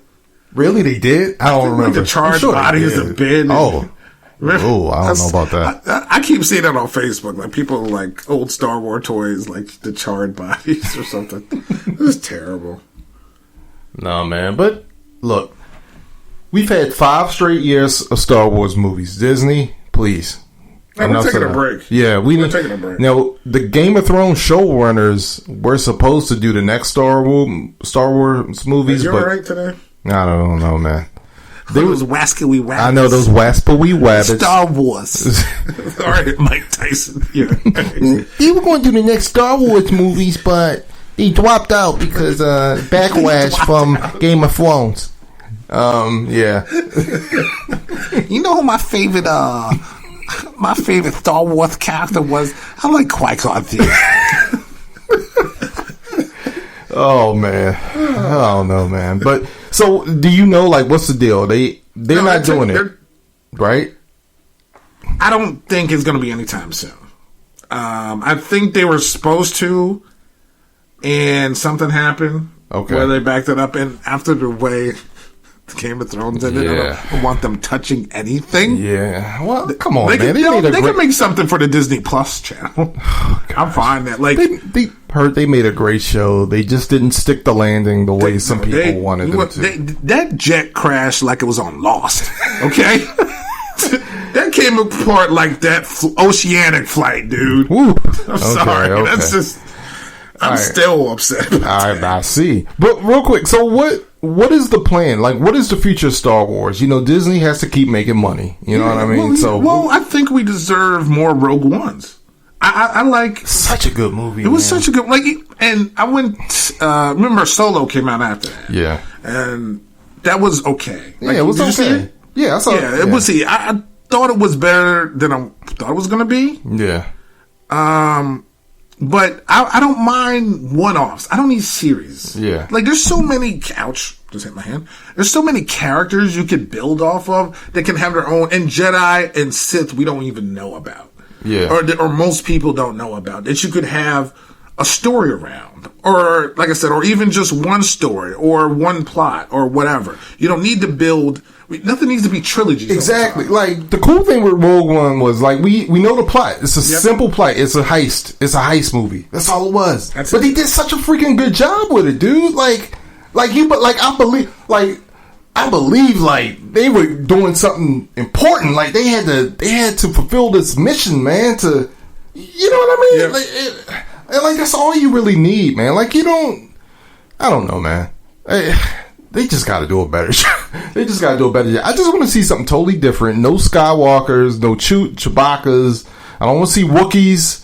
I don't want to see droid. Well, I guess we got to see some type of droid. But just come up. Let's just see something different. Let's go like 100 years into the... You know what I'm saying? 100 years since Luke Skywalker. Where Luke and Rey and Darth, they're just myths. You know what I mean? They're not even... You know other parts of the universe that we don't know about that could be happening during the time of war or during a different time that we don't even know about. You know what I'm saying? Like, it's just before all this started or when the origin of the Jedi or the origin of the Sith or the first Sith master or, you know, there's, like I said, there's so many different things that they could take this to. Again, if you do a movie about Ahsoka Tano, which is the one whose name I forgot earlier, who, if you did a movie about her, she was an apprentice of Anakin. I'm in there for that because Ahsoka's my favorite Jedi of all time, period. But there's so many other Jedi we don't know. So many other characters you could build because it is a big universe. So, but it could just be a movie. Like I said, they did Rogue One, a Star Wars story. They did Solo, a Star Wars. You know, this could just be a Star Wars movie, but it doesn't have to be. And maybe they can all tie in a little bit, like characters can go in there, but not just this is about this family or this is about this Sith or whatever. It doesn't need to be trilogies. It could be movies. Yeah, I'm fine with that. Yeah, because there's so much material. That's all. You know what I'm saying? Like I said, right now they're doing a great job with The Mandalorian, which I go crazy for every Friday. And that's done now, right? No. Oh. Okay, I thought I saw something about the Mandalorian finale, but it might be. Yeah, I might have watched it yesterday. It might be. Okay, because that's when I'm going to start watching it. So, no, of course. All right. Let's move on because that you know, but we didn't argue. I thought. But I knew you didn't like it though. You know that. I already knew. Yeah, it was. I already knew. I could always tell. we know each other a little bit too well. Because I just tell, I was like, you went to go see the movie, good night, no response. I was like, he hated it. It was funny because at one point, I had a hoodie on, and at one point I had my hood on, and Leslie, she was like, man, I thought you were trying to be the Sith Lord or something, man. She was like, she's like, you were so, she's like, I could tell something was wrong, man. You been looking like a Sith Lord doing this thing. I was like, yeah. That would be me. I'm the bad guy. All right. So this year we celebrated the 100th anniversary of NFL. Yeah. And 150th anniversary of NCAA football. Wow. First game, I would think, was Princeton and Rutgers. Oh, really? Okay. Yeah, back in 150 years ago. Who won? I'm not good at math. Yes. Oh, okay. Yes. Somebody. I don't even remember. I think Rutgers won. Oh, okay. Yeah. When they were actually good. When they were actually ranked. It was before Ray Rice days. Greg Schiano and everybody. So, yeah. And since it is my favorite sport of the two, and just my favorite sport in general, really, I decided to go back. And in my lifetime that I've seen, I ranked, not in any order, because it would be very difficult, the top 20 players in the history of me watching it. Okay. Now, again, this does include people that I didn't see: Herschel Walker, Barry Sanders, Bo Jackson, O.J. Simpson, of course, Roger Staubach. All these people were great players, and they would be in the all-time list of Red Grange, the Horsemen at Notre Dame, Doc, Blanchard. All these people, all these are some of the greatest players of all time in 150. But from when I started watching in late 80s till now, I have my list. Did you want to start off the NCAA or the NFL? No. You go ahead and start. I just wanted to let you know, Rutgers did win the first game. 6-4, so I'm assuming there were 2 field goals and 2 safeties, if they even existed back then. No. Back then, actually, it really resembled rugby. Oh, yeah. Okay. It was just, when there was a bunch of, like, 90 people on the field. It was, like, crazy. Like, those first rules were just like, how did you play this game? Yeah. But there was a lot of deaths. There's a lot of deaths. They wanted to ban football in the early, like, 1900s because college kids were dying. So this was before it started, and it was no NFL. So that was like the big thing. And because there's no helmets and stuff, and people running into each other, and there's no forward passing. So it's basically handing the ball off, and we're running into each other, and kids were getting killed. Wow. Yeah. So, all right. Top 20 of my lifetime since like 1988 on of watching top 20 players. Top 20 players of my college football experience, so to speak. Let's start with number 20. Cam Newton.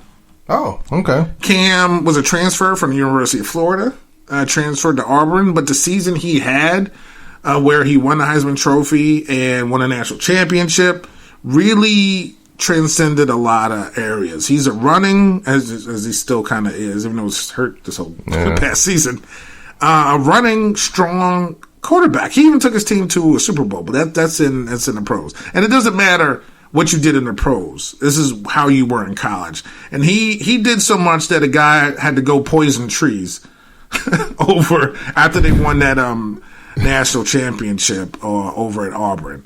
So number 20 is Cam Newton. 19, Matt Leinart. Wow. Okay. Matt Leinart was part of this USC dynasty with Pete Carroll, left-handed throwing quarterback, accurate. Dwayne Jarrett, he hit his wide receiver. He had Lindell White. Of course, Reggie Bush was on that team. Lindell White, yeah. He scored that famous touchdown where Reggie pushed him in against Notre Dame. At Notre Dame. Yep, at Notre Dame. But Matt Leinart was the man in college, and he played at a huge school, USC. And his college career will definitely go down as one that I definitely remembered. 18, Ron Dane. Ron Dane is, to me, and I could be wrong, but this is just my experience, was the first of the many, and I do mean many, of the Wisconsin running backs. So, which includes Melvin Gordon and Monte Ball and the dude they have this year. They have so many dudes that have come out. But Ron Dane was the first dude that I really saw take that Wisconsin running back thing and turn it into, he was a beast. Yeah, and didn't he hold the record? He held the record for a while. Monte Ball, I think, took it from him. Okay. And I know Melvin Gordon has a couple of those records as well. But yeah, you go, you're Wisconsin, you're a running back for the Badgers. You definitely going to get yards because they have those beef eaters up front. But yeah, Ron Dane was the first big dude. All right. 17, Marcus Mariota. He was the first Hawaiian ever to win the Heisman Trophy. Yep. And he was the best of the Oregon quarterbacks. Joey Harrington, everyone else that was there. Marcus Mariota brought that team to play Auburn, Cam Newton, in the NCAA championships, and because Oregon beat Florida State. Okay. And he had a great game. He had a great game, and he really transcended. He wasn't really a running quarterback. He can run. He does run. Didn't he run a lot more in college? Yeah, he ran a lot more in college than he did, but he didn't run a ton. Okay. But he did a lot of RPOs, run pass options. Yeah. And he changed the perception of Oregon as again, Oregon was always that team that was good, but not championship level, and he made them that. Number 16, I have Larry Fitzgerald.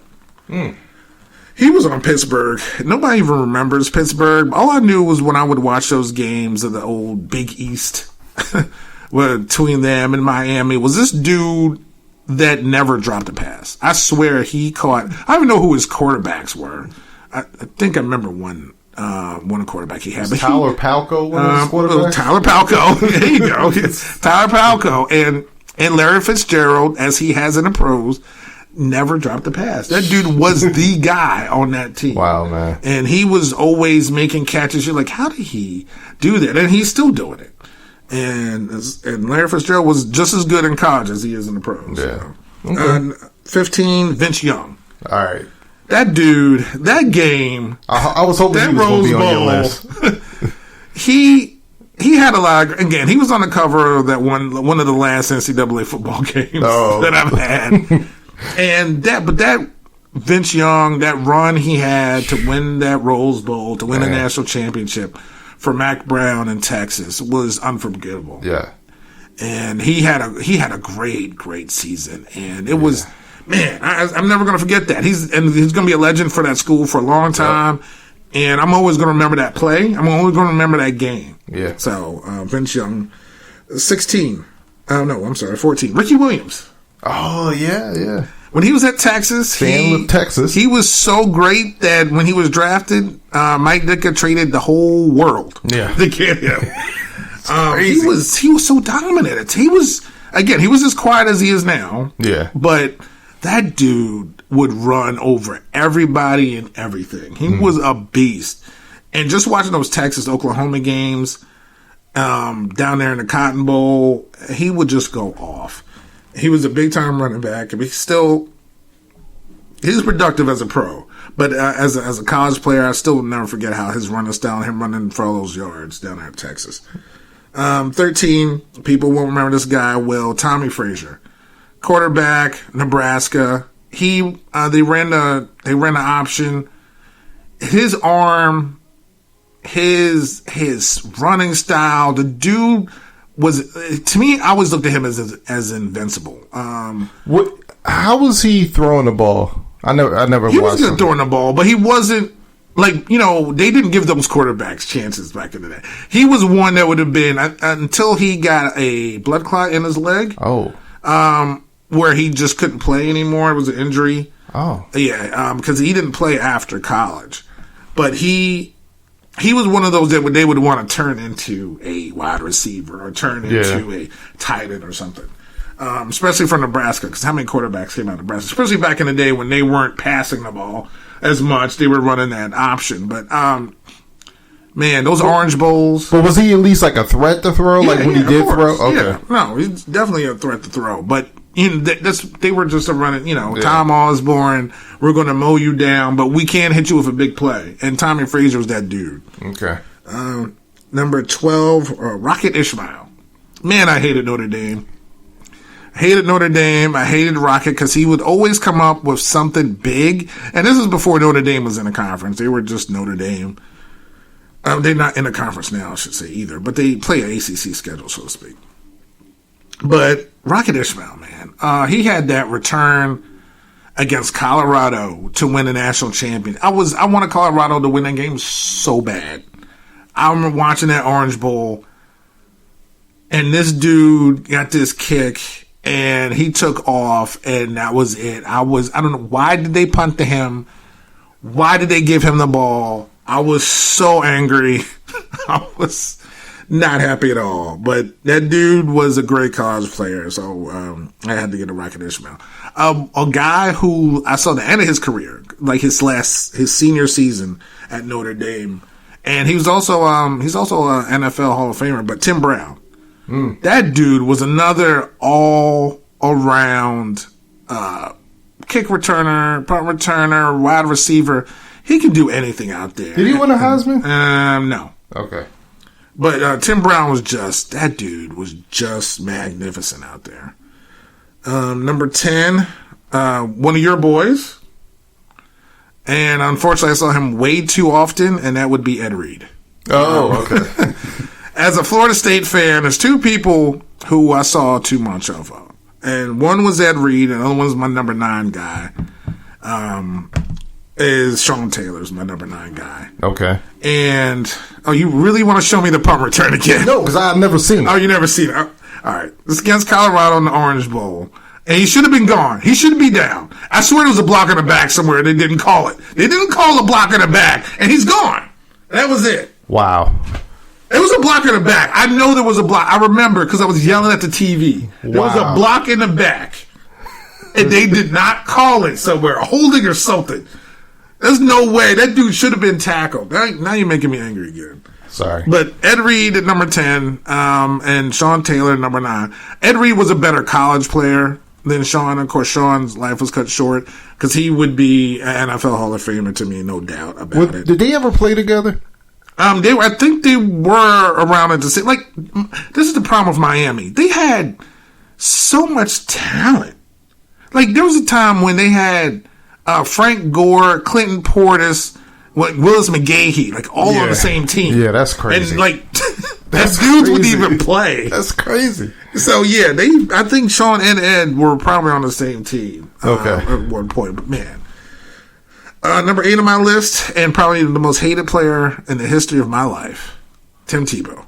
Yeah, okay. I was wondering. I was like, he's got to be. I got to put Tim Tebow in there. If you want a dude who personifies what college is all about, it's Tim Tebow.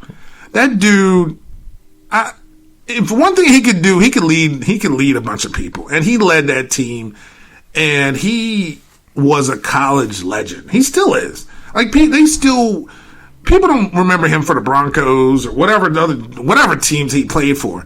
His time at Florida will never be forgotten. Right. And he's going to be a legend. I don't like him. I don't like anybody from that school, but he's in the Met farm system. I was just about to say he is a baseball legend for the Mets organization. Whatever.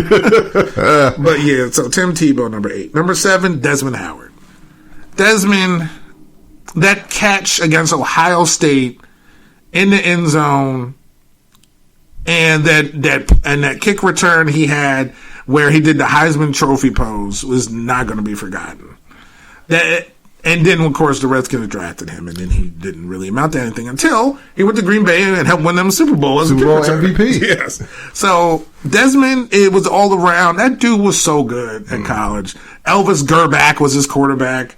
Throwing the passes. It was Desmond. I'll never forget Desmond. Towards the end, towards the beginning of my career, there was this guy who I rooted for once every year, but he never beat Florida. And that's Peyton Manning, number 6. That dude, everybody loved Peyton, University of Tennessee.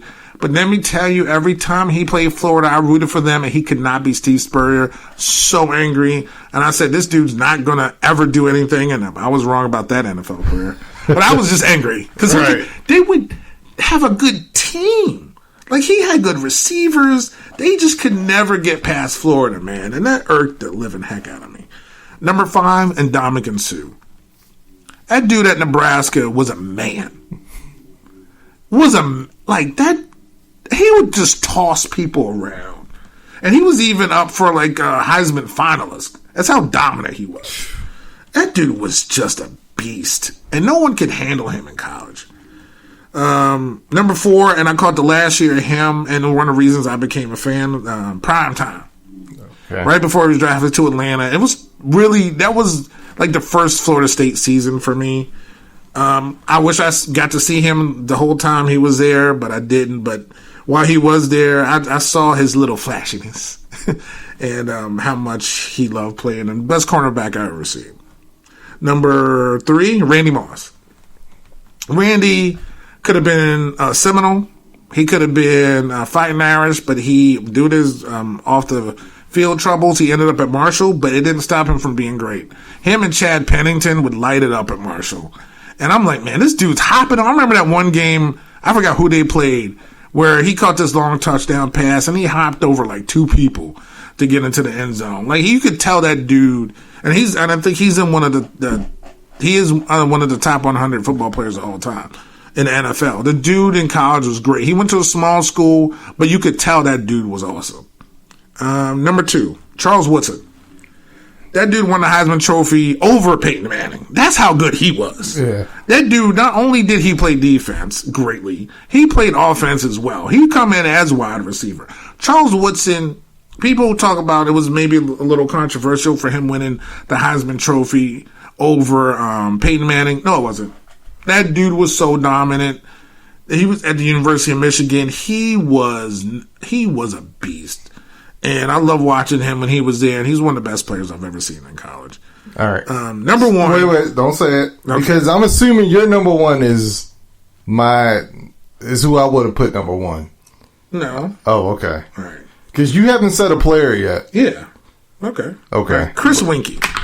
Oh, okay. Chris Winkie was a former baseball player. Came to Florida State, won a Heisman Trophy. Now, wait, it's Reggie Bush. Okay, I was about to say. You're like, wait, does it really be Chris Winkie? How do you realize Reggie Bush? All due respect to Chris Winkie. Reggie Bush was the only person I have ever watched that made me get up out of my seat and made me hold my breath. And he wasn't even on my team. That dude, that run against Fresno State, where he stopped on the sideline. It wasn't even a dime. It was like a blade of grass. And he stopped, and dudes flew past him, and he ran into the end zone. I'm never going to forget that play. I don't want to forget that play. He was so good in college. And this is one of the. And this is. I remember I showed you that play. Yeah. Dude. Now again, their games would come on late. I didn't get to watch all the games, but I saw that highlight. Believe me, and I played that highlight over and over and over again. Yeah. And I'm never going to forget it. And his NFL career wasn't one, but I don't care about NFL. This is why I love college. Because college you can still be a legend in college, even though you may not make it in the pros. This dude and got his Heisman Trophy taken away from him, which was stupid, but whatever. Reggie Bush, one of the best college, or to me, probably the best college player I've ever seen. I just remember watching USC games, man. Like, this dude is amazing. Like, he seemed like unstoppable at times, and it was like he was playing, men against boys. That's what it looks like. Yeah, he was amazing, man, and he's the guy that kind of got me. Like, I got to pay more attention to college football, and the USC Texas game that kind of solidified it for me. Even though I was right in the Rose Bowl, huh? Is that right in the Rose? Yeah, and it was like that was a game I was like, all right, college football is legit. Like, yeah, and I was rooting for USC, man. My man Reggie Bush, but man, Vince Young, what he did, the performance Vince Young did against USC in that Rose Bowl, that championship game, unbelievable, man. Unbelievable. But I'm still surprised that Reggie Bush wasn't better in the pros. And he had a solid career. He got a chip with the Saints. He got hurt a couple places. Yeah. But even when he was healthy, though, hurt, he wasn't the same. Like, he did things in college. Like, but that's a lot of people. But but like I give you a prime example. Like you look at Lamar, right? Like you saw what he did in college, and you were like, "There's no way that's going to translate to the NFL." He's doing the same thing to pros that he did in college. Reggie Bush, he didn't. He was just like he was good, but he was just like a guy, man. Like in college, he was just doing amazing things, man. But nah, it's all good. How does Lamar not make your list? By the way, I mean, he's not. I'm not saying he's not special. I mean, he won a Heisman Trophy. I mean, he's great, but like, I mean, his back-to-back years. This 2 years was, yeah. It's again, he just got up here. He's not maybe over like all these dudes. I didn't really name anybody recent, and this is like my whole lifetime. Lamar just isn't in there. Like I didn't even put Michael Vick in there. And Michael Vick was like that first guy. They'd be like, whoa, my God, where the hell he come from? Yeah, that's true. And we faced him in a national championship game. Yeah. Florida State and him. In that Virginia Tech team. Michael Vick didn't win no Heisman. So, well, there's a lot of reasons for that. But, I mean. Why didn't Michael Vick win a Heisman? I don't know who won it that year, honestly. But he didn't win a Heisman. Was it 1 year Virginia Tech or 2? He had 2. 2, that's what I thought. He had 2, yeah. Because he was a true sophomore, right? Yeah. Yeah. When he went to the championship game, but the dude was fabulous. And I think if it wasn't for Tebow winning it as a freshman, I don't think Lamar would have won it. You know what I mean? And Tebow was a great college player. This is, again, college is a place where you can use a system. In the NFL, it's hard to use different systems. Like, you can't Texas Tech everybody and just pass 100 times a game. Right. When you may run the ball once in a while. Or you can't Army or Navy anybody either, where you just run triple option all day. Okay. You know what I mean? So let me ask you this. Who's the most recent player that you have there? Like you said, you don't really have a lot of newer players. Because my question, the reason why I'm asking is, if we just go based on this. Mariota? Okay, yeah. So I was going to say, who's the best college player you've seen this past decade from 2000? Just off your memory. Anyone jump out? This past decade. Wow, that's a good question. I would probably. I'll tell you who mine is. Who? Deshaun Watson. Oh, Deshaun. I have him on another list. By the way, that's top quarterbacks.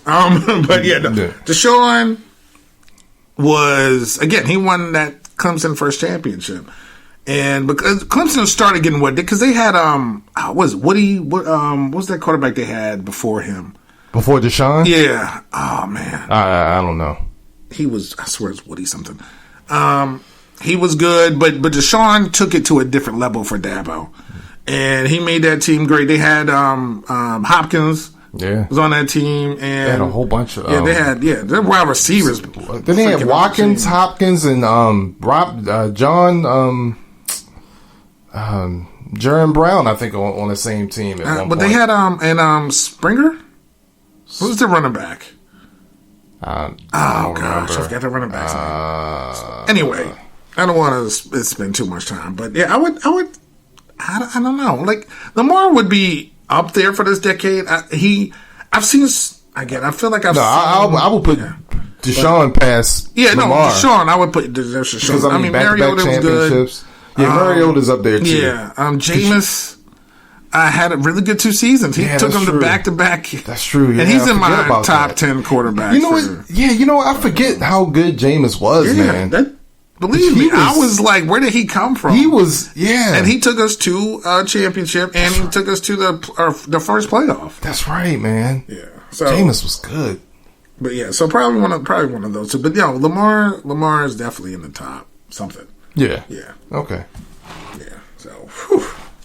College football. That was a good list, man. No, listen, I have a whole bunch of lists, but yeah, those are my top ones. And I mean, honorable mention to certain people. I mean, like, I still remember watching Adrian Peterson at Oklahoma. Oh, yeah. Darren McFadden at Arkansas. Yes. Dude was Saquon. That's where I fell in love with Saquon at Penn State, man. I didn't watch Saquon too much. Dude. That's when I fall. Darren McFadden, he was another one. Yo, I thought he was going to... He's another one who wasn't quite as good as I thought he was going to be in the pros. Also, but I feel... Injuries. Yeah, injuries, and I also feel like it's where you're drafted to sometimes. Sometimes it's just the system you're in. Yeah. And so maybe being a Raider isn't the best thing for everybody.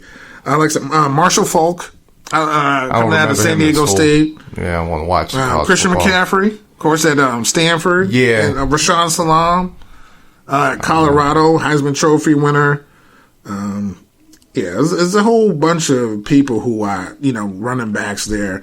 Quarterbacks, like you said, there Deshaun, Michael Vick, Jameis, your boy Lamar. There's so many great quarterbacks, wide receivers. Calvin Johnson was like the only wide receiver on Georgia Tech, and they were running the option. Yeah, but did he really have a great college career, though? Yeah, that dude, because he never, for a team that never passed, he still killed you. Okay. Like, I don't know how that was possible. Like, he would still come out and still Megatron people. Because watching him play, I was like, how did he get drafted so high? But he was that dominant as a dude in college.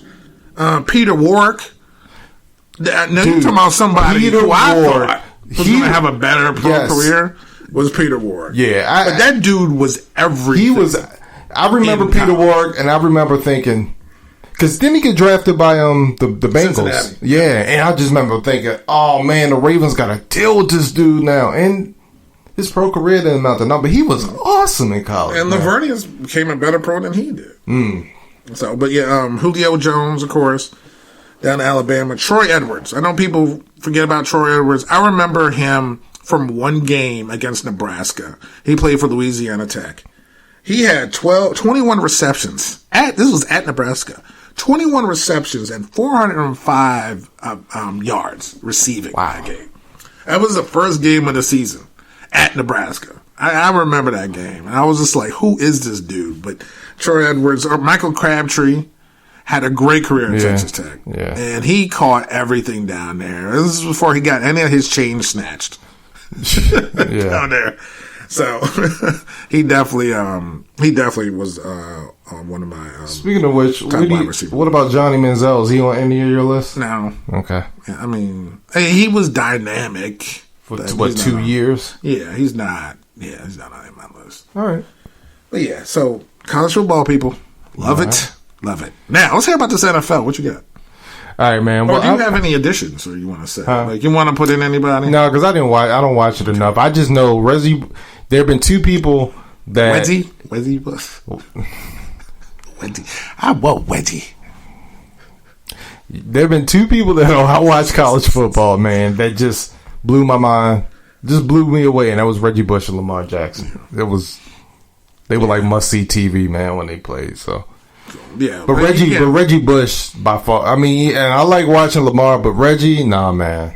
He was a one. He was a one. Shout out to the people who still make college football great. To the Ernie Davises of the world, to Jim Brown's Syracuse, all these, again, the Barry Sanders, the Herschel Walkers, the Joe Montanas, the Red Granges, it's just the legend. College football was around before pros, and the legends of these people in their towns or even in their areas, the legends of Oklahoma, of Nebraska, of Oregon, of Cal, Deshaun Jackson at Cal, or, a guy named Aaron Rodgers.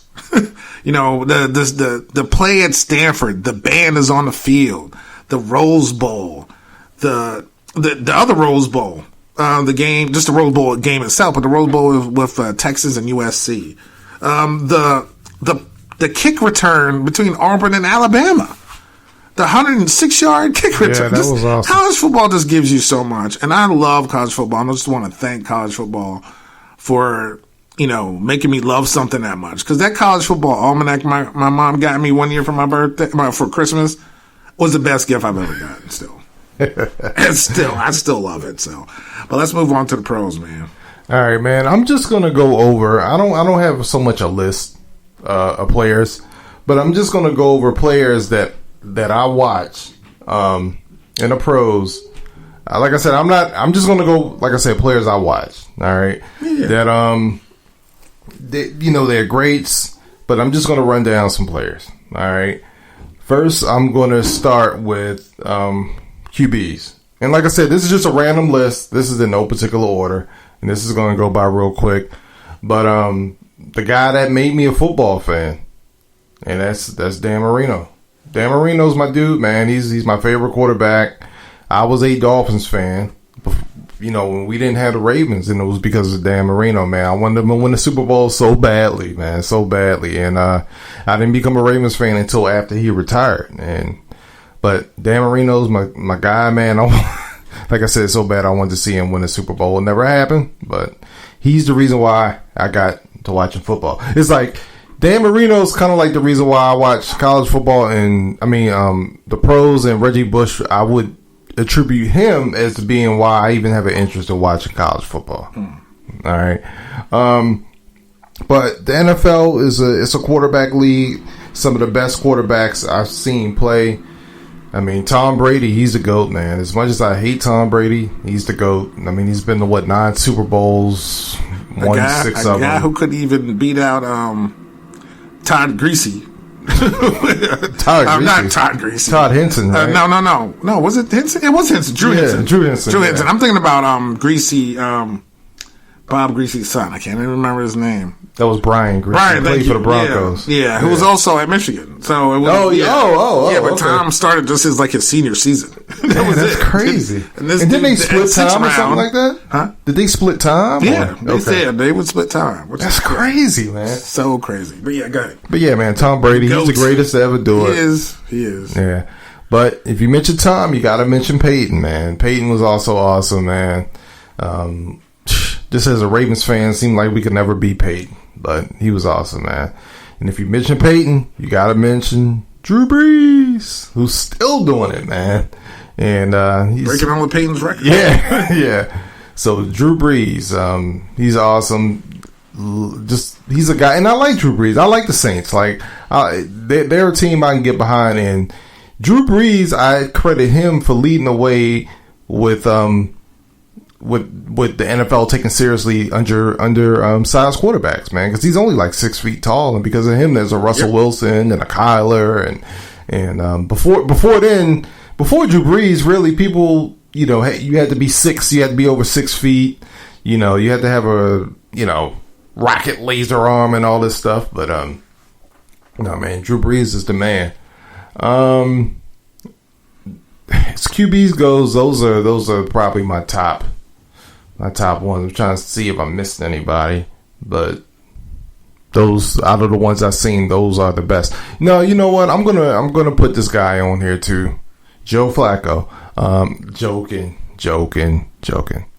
Lamar Jack, just joking, man. I'm just joking. No, Russell Wilson. He's been in the league 8 years now. And he's been to the playoffs most of those years, back-to-back Super Bowl champion. Should have won 2 if freaking, I forgot who the offensive coordinator was then, but if they freaking run the ball with Marshawn. That's it. I remember I was at your house watching that Super Bowl, man. Both of us were in shock. Dude, beast mode is the Patriots cannot stop this guy, dude. They were at at the goal line, what was that, the 1 or the 2? Just hand it off to Marshall. They could not stop him. Off, man. Freaking Malcolm Butler, man. Good Lord, man. Just hand the ball off. So anyway, those will be QBs. Running backs. So what's that list again?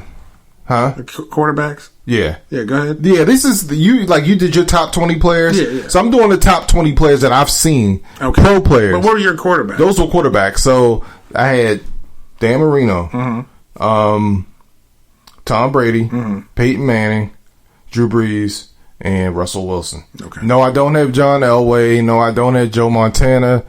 I didn't know Troy Aikman because I didn't really watch it. I didn't really watch him enough. Oh, Brett, he should be on the list. Aaron Rodgers. Oh yeah, he should probably be on that list. Aaron. freaking he should Rodgers. probably be on there. Brett and Aaron should actually be on there. Yeah. Because Brett Favre after Dan Marino was probably my favorite quarterback too. He wore my favorite number. My favorite number is 4, and I just love watching him play, man.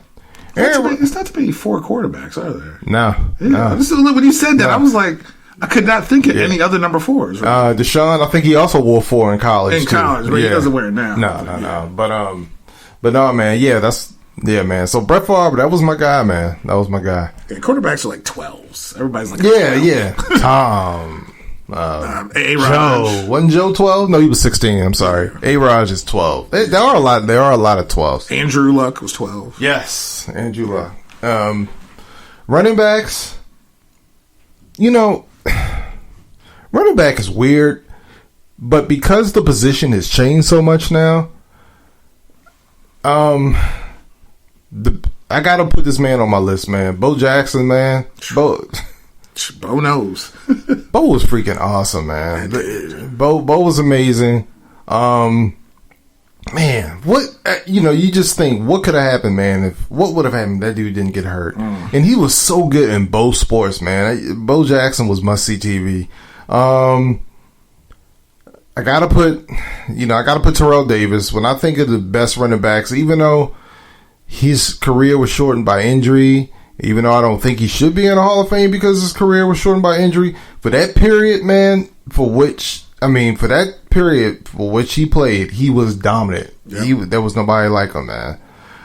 Jamal Lewis. No, I'm not going to put Jamal Lewis because for one season Jamal was good. Yeah. But no, Barry Sanders. I mean, Barry was a man. I mean, what more? I don't have to say right. That dude was a highlight film. Emmett, I can't put Emmett on the list because to me, I mean, he's the best. He has the most yards, but But one thing, I'm not a fan. Yeah. But one thing I have to say about him, he was one of the toughest dudes. He played with a separated shoulder. He kept running. I can't take that away from him. Yeah. Like he went out there and proved how tough he was as a running back. Yeah, Emmett's the man. Look, of course he's one of the best running backs I've seen, but when I think, I don't know, man, but I get what you're saying. Yeah, he was just, he had that offensive line. He wasn't Barry. Barry should have held everything. Right. If he had that offensive line or even a good team around him. Right. It would have helped. Like, I didn't, like, when I saw, like Emmett's the man, but when I was watching those games with Dallas, I wasn't watching them to see Emmitt Smith, I wanted to see, Michael Irvin make plays and stuff like that. I don't know. Emmett was just, he was great. And it's not anything, maybe it's his style of play hurt. Maybe that's what it is. Well, he was like a straight line runner. Yeah. It wasn't like, but he was a tough ass. But I'll include him because, he is the best. You know what I mean? He has the greatest amounts of yardage and all that stuff. But some of my favorite running backs to watch, LT. Love watching LT. Love watching Marshall Faulk. Love watching Adrian Peterson. Mm-hmm. Like those, like Marshall. Man, LT, man, I think LT was great, man. He was great in college. He was great at TCU. Yeah. Man, LT, man, he was like, he could do it all, man. Like, and to me, Marshall Faulk, he wasn't the first, but he was the one that, to me, popularized the running and the catching. You know what I mean? Marshall, it seemed like at times was unstoppable. Then LT came along. To me, he was like a better version of Marshall almost. Like, he was just so good, man. And then Adrian Peterson comes and he's just like this dominant, every down running back that you just can't stop. Like, dude was awesome, man. So those would be my favorites. I'm sure I'm missing people, but these are people that pop up, when I, pop up right away. Some tight ends. Oh, wow. Before I get, let's start with receivers. I like tight ends. Let's you want to do tight ends? Because there's not really too many of them, honestly. But they've been, especially now, they've been a big part of fantasy. Yeah. And, not saying they haven't been before, but we've seen a lot of great ones. Yeah. But they're not going to be too many that I'm going to mention. So I know one you're going to mention. Really? Yeah. Who? Todd Heap. No, he's not. No. Nah. It's really, honestly, I think I'm only going to mention two. I mean, I know can I name them? Go ahead.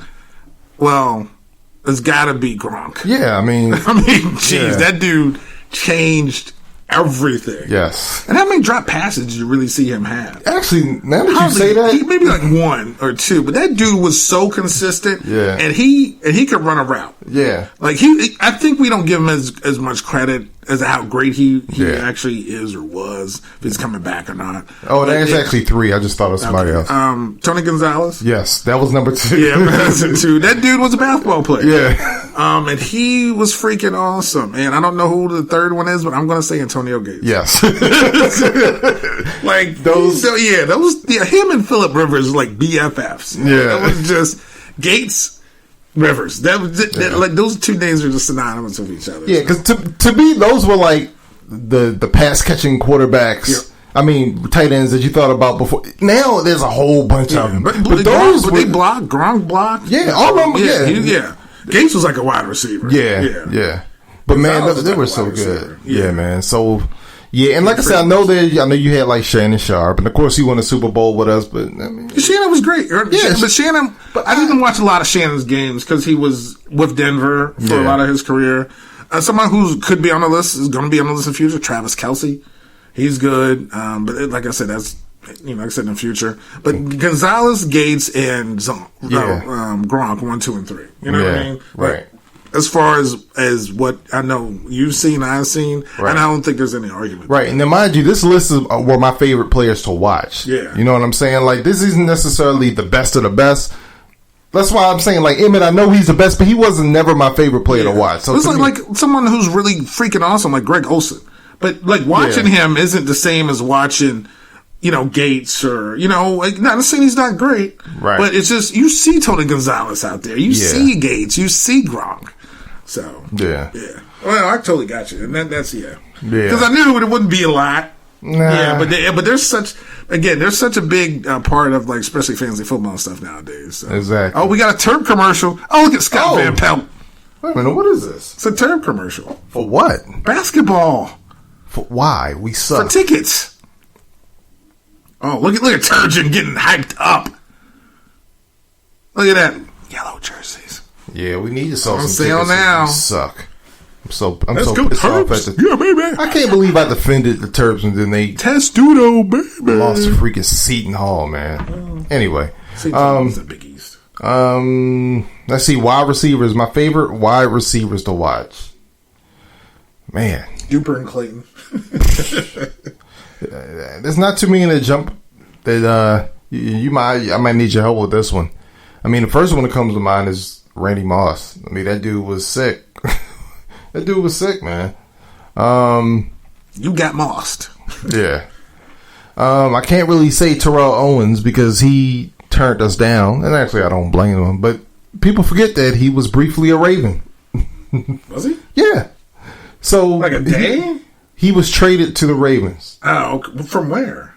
From San Fran. Okay. Before he went to the Eagles, he was actually traded to the Ravens, but he refused to come. Get out of here. Yeah.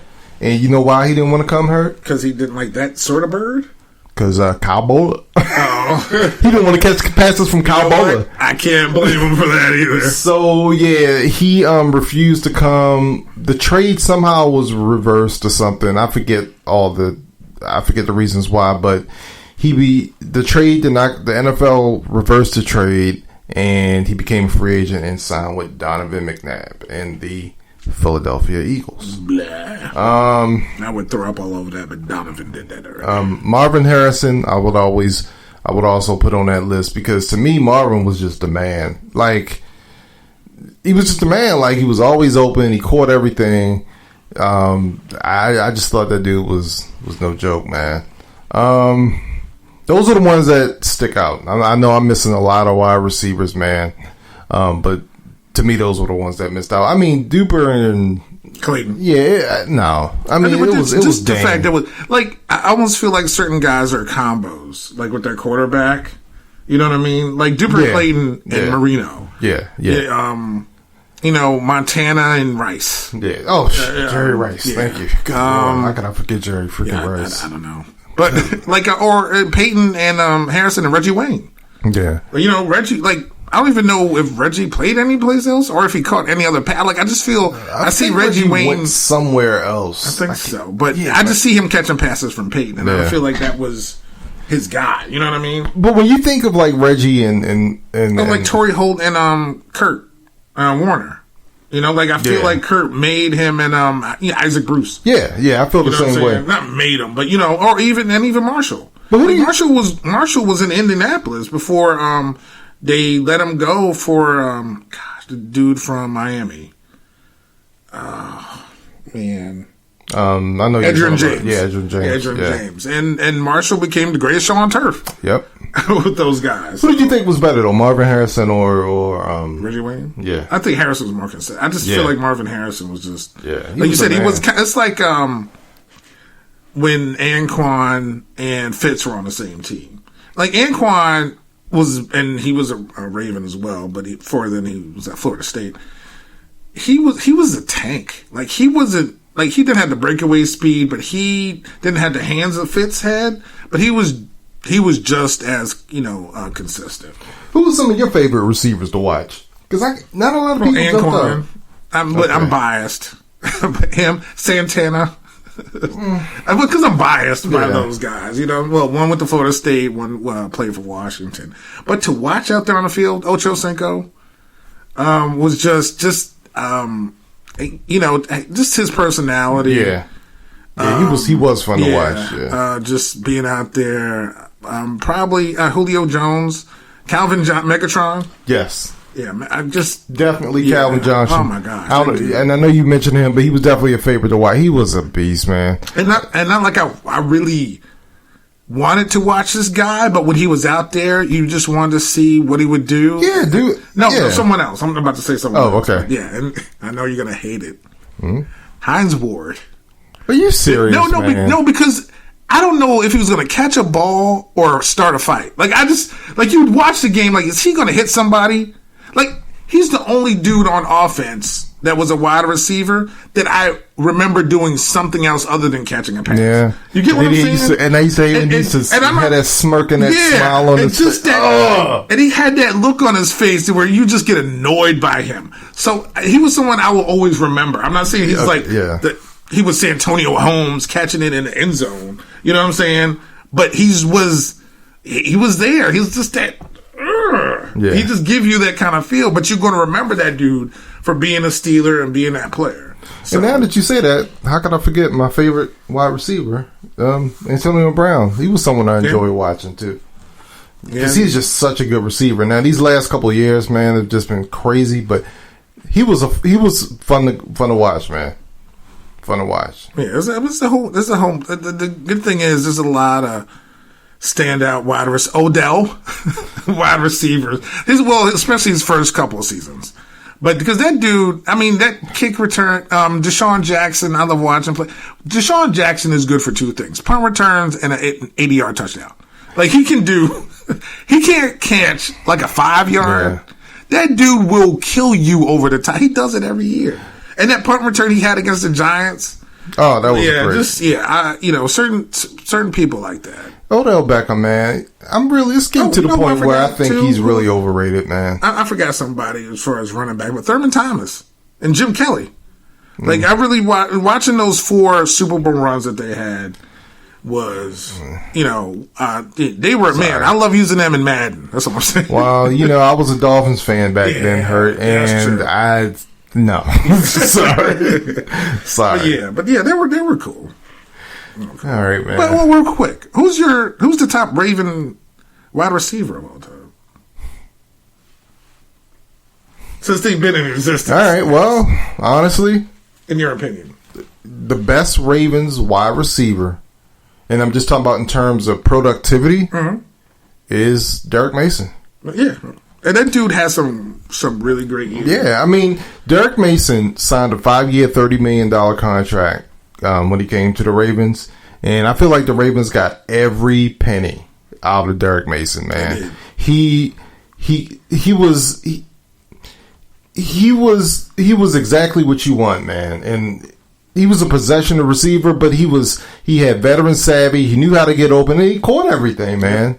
And I remember when Joe got here, because Joe got here, I think he got here a year later. He relied on Derek Mason so much, man, but he was so good, man. Derek Mason's such a good receiver, man. He was a really good receiver.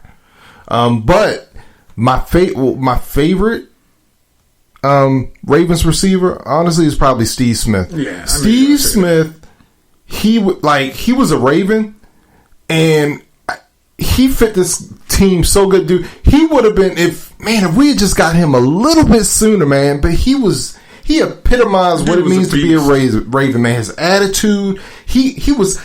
I didn't realize how good of a player Steve Smith was until he got on the Ravens and actually watching him play every day. Like, I knew he was good before, but being able to watch him play every game, that guy, he was good, man. He's probably one of the most underrated wide receivers, man, in the NFL during his era. He's a great player, man. He's a good player, man.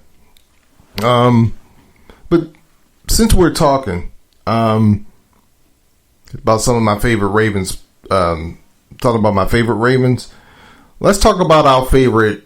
Like, let's get into the decade and talk about our teams real quick. Okay. Who's your, and I think I know the answer to this. First of all, who's your favorite Redskins player this decade? Tressway.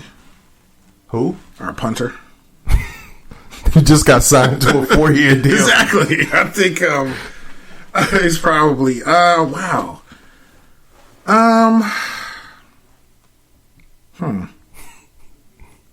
Not a lot to choose from right now for me. This decade? Yeah. Is it Kirk? Was it Robert? Was it Kirk? Was it Robert? Man, I should be able to probably answer this easier, but I don't think I can't. Maybe Kerrigan. Okay. I think Kerrigan's probably up there. Ainsworth? I don't think that was this decade. I think it was before this decade. You sure? I don't know. I mean, I could be wrong. I don't know. Not Daniel Snyder, put it that way. I would probably have to say probably Ryan Kerrigan, or tackle. Our offensive. Jeez. Yeah, he wasn't there the whole season. This season. Dang, I can't. You know what? If it's this decade, I would probably say Chris Cooley.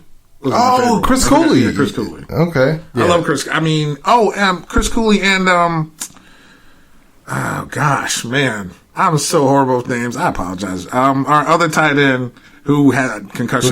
Who never, was always hurt. Yeah, but Cooley because of concussions, and this tight end because of concussions. But I say Chris Cooley. Yeah, that's a good answer. Yeah, Chris Cooley's a good player.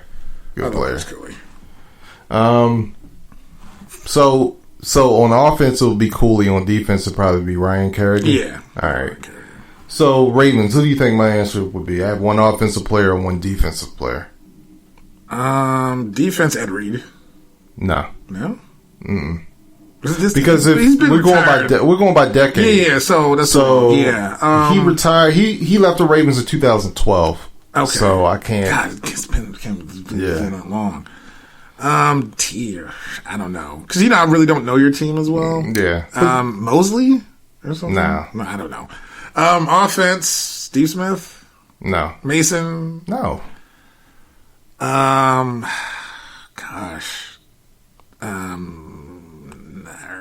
Terrence West. Got it. Yeah, we're done here. Yeah, very funny. Who is it? Flacco, man. Seriously? Yeah, I mean, this decade, you got to remember, all right, so this is from 2010 to 2019, right? Mm-hmm. The Ravens have gone to 6 playoff games, all right? Flacco took them to 4 of those, and he won a Super Bowl during that time. And he was 0-2 against the Redskins. Yeah. That's awesome, too. Yeah, and apparently Gracie likes Flacco as well. So, exactly. Yeah. Go, Gracie, go. And no, but far as defense, Terrell Suggs. T-Sizzle. Yeah. You know what? I forgot, because he's the chief now, so. Yeah. I totally forgot about that. My bad. Yeah, T-Sizzle. Yeah, but I mean, that makes sense. That totally makes sense. So, and Gracie's giving us her top Ravens of all time. Yeah, I see. Yeah. So real quick, since we're at the end of the decade, who's your Oriole of the decade? Simple. I mean, there's Cindy Poundstone. you know this. Dylan Bundy. the former Oriole Dylan Bundy. But you can answer this for exactly. Adam Jones, who is my he'll probably go down as maybe my second favorite Oriole to Mike Messina, but Adam Jones epitomized what it meant to be a Baltimore Oriole. He lived in the community. I mean, he lived in the city. He bought Cam Cameron's old house, and he was a part of the community. He used to go on road trips and see the Ravens play. He was a perfect man. He was just awesome, man. He meant so much to the city and to this team. He was I believe a 3-time All-Star.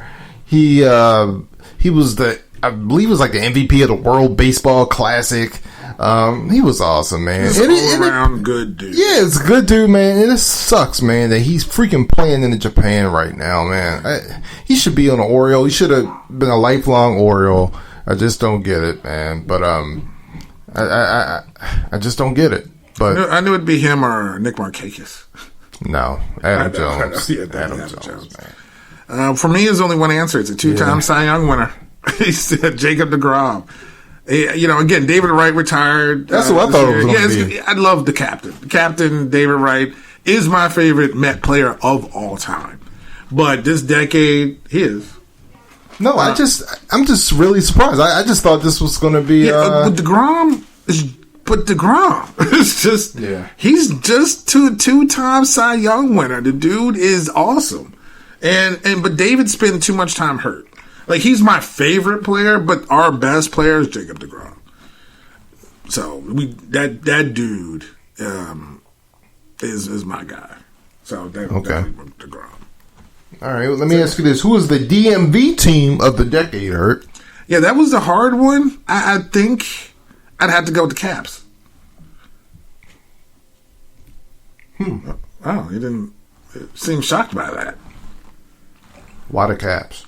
I think after they won that title, I feel like that meant more to. It's weird. The joy of Ovechkin was an overwhelming thing. I guess you get what I'm saying. Like when Baltimore won the Super Bowl World Series, won the Super Bowl, I feel like it was a Baltimore thing. You get what I'm saying? Like, I feel like it was just more. It was a Baltimore thing. Yeah, that's what I'm saying. No. Well, it's the Caps play in D.C. They're the Washington Capitals, but like everybody was rooting for Ovechkin. Oh, of course. You know what I'm saying? So him winning, it was more of a profound yes to them, and not again, that Ravens team that won. The Super Bowl deserved to win the Super Bowl. You know what I'm saying? And it was a fabulous team. But and the Nationals winning was for Washington. I don't think it was winning. But Ovechkin, I just think because who won the Stanley Cup last year? The St. Louis Blues. Okay, see, you remember. That's good. No one cared, but everybody St. Louis. And if I ask 7 other people. No one's going to even come up with that. I'm surprised I even know. Yeah, I'm surprised. You know what? You surprised me as well. And by the way, the best person for the Ravens should have been Justin Tucker. Anyway, because he's been your offense. Yeah. And he's the only one that has commercials right now, too. Exactly. And they just showed him on the All-American. He was All-American, a high school All-American for the Army. Was? Yeah. They just showed him? Yeah, they just showed him. Yeah. Justin Tucker? Yeah. I don't know how to rewind this thing. How do you rewind this? Oh, well. Either way. We'll do it after, real quick. But yeah. What the hell was I just saying? You were telling me. Ovechkin. Yeah. It's just, I don't know. They reached, I just feel like everybody was rooting for the Caps in that one. Okay. And then winning, that's the only reason. And, I got to mention hockey once. Okay, yeah. All right. Yeah, but the best team of the DMV is the Ravens. 6 playoffs appearances, 1 Super Bowl, 3 AFC championships this decade. You mean 3 AFC championships? I mean 3 AFC appearances. Oh, AFC championship game appearances. Okay, gotcha. Yes. Okay. Let me make sure that's right. No, 2. Okay. I'm sorry. Yeah. But yeah, I mean, 6 out of 10 years this decade they went to the playoffs and they won the championship. The Caps went to the playoffs every year. They just lost to Pittsburgh. Yeah, but I was about to say they had disappointing losses to the Penguins, man. Yeah, but that one Stanley Cup, man. Oh, that was awesome. I mean, that was awesome. Yeah, the dude was everywhere. Like, we saw Ovechkin on late night TV. Yes. He was at the Nationals games. He had the cup. The cup saw the world with that dude, yo. Yeah. And it was so cool to see him like that. Yeah, you know and in your defense, they were a team that the whole area could root for. Yeah. People in Baltimore were rooting for the Caps. Yeah. And that's why I said, when I think of DMV, that's why I put that in there. All right. Okay. So, cool. Top 5 championship games. Of what? I don't want to say this. All right. What was your favorite championship game this decade? Now, this is we're just sticking with the NFL. Oh, okay. So Super Bowl, you mean? Yes. I don't know if it was my favorite one, but I still can't believe that it happened. What's that? The 28-3. Yeah. I was just sitting there dumbfounded. I'm like, the Falcons had this. It was Tony Gonzalez's last season. Julio Jones, Matty Ice. You had just 28-3 at halftime. You're just like, we're chilling. People, hey, break out the buckets of confetti, whatever you're going to do. Everything's going to be black and red, right? What happened was, I just remember, dude, Julio Jones catching that pass on the sideline to bring him down to like the 28. All they have to do is run out the clock, and for whatever reason, they throw. Patriots get the ball back. Rest is history, man. This is so crazy. That was so crazy. And there's this thing called a hangover. Atlanta has never recovered. Yeah, they have not recovered at all. Won't recover from that. Carolina they haven't recovered. Certain teams just don't have it in them. The Rams, we could even argue that they haven't recovered. Yeah, well, it's been one season. Year. We'll see how they'll do next year. Yeah. But they have a little bit of a hangover. But man, I would say that's the number one for me. It's weird. I made my list of the five best championships. So actually, it's the 7 because I included the 2 Ravens championships on here, even though they aren't the best. But 3 of them involve the Patriots, man. Well, because they're in all of them almost. And they were all the 3 that the Patriots lost. Well, think about who's been in. If you really, no, the Falcons won. They won that one. I take that back. Super Bowl 51. The Patriots won that one. Yeah, but if you think about this decade, who's been in the Super Bowl? It's been Patriots, Pittsburgh, and the Ravens. Broncos, Seattle. Right here? Yeah. Remember they went twice. Peyton. I forgot Peyton was there. Yes, you're right. Yep. Yeah. Peyton. I forgot about Peyton. Yeah. Because Peyton in Denver was not Peyton in Indianapolis as far as how good he was. But yeah, you're right.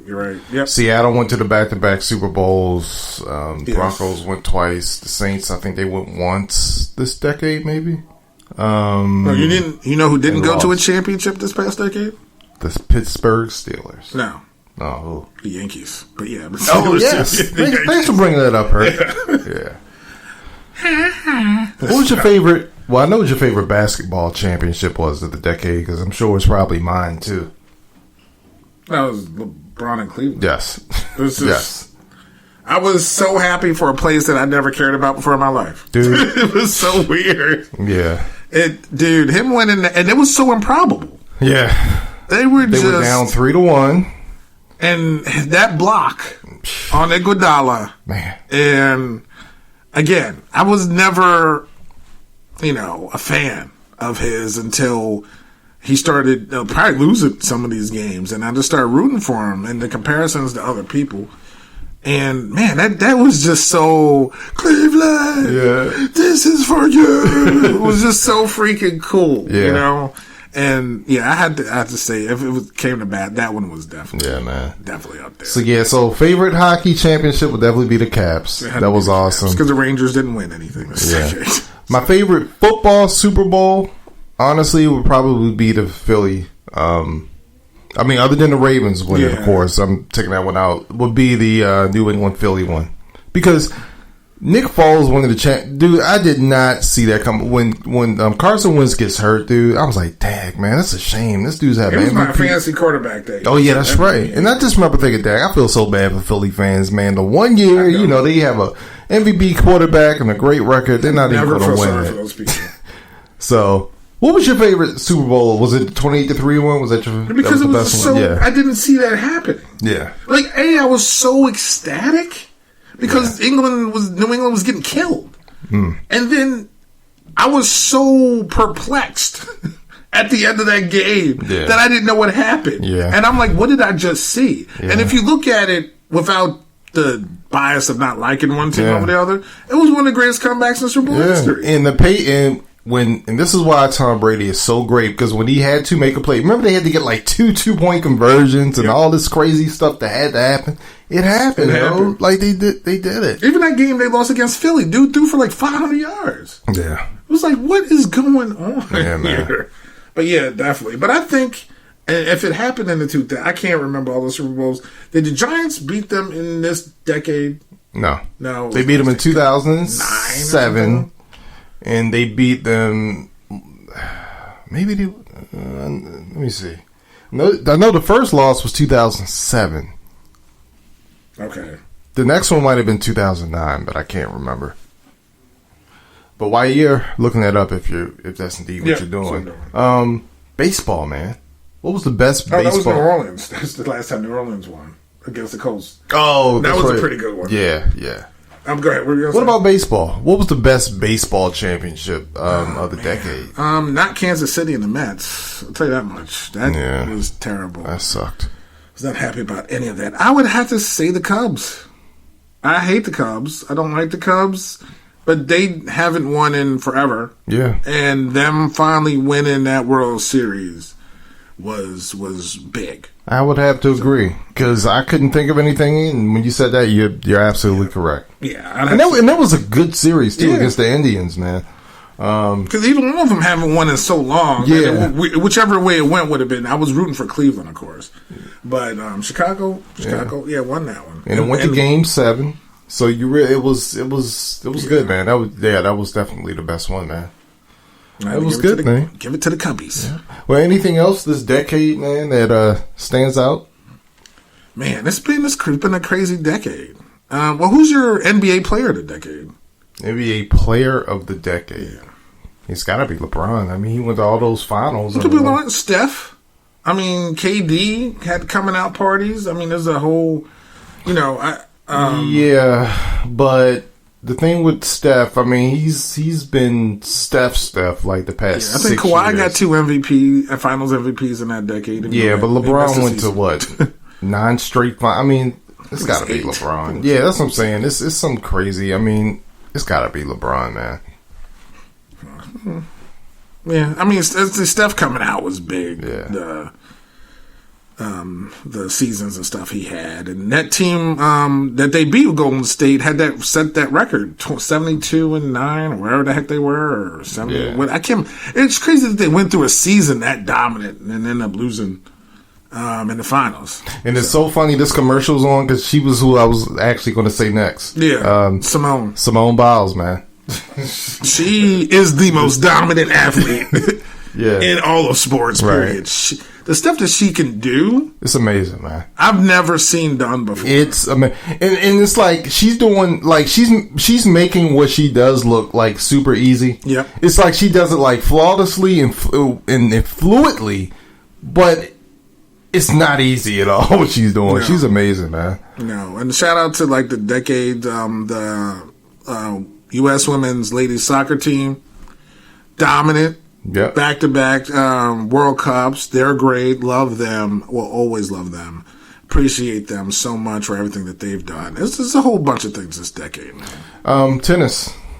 Well, my boy Djokovic had a good season. Well, he's trying to catch up to Fed and Nadal, but Nadal won another one. He had a great year. He probably was the tennis player of the year, because I think he won 2 of the majors.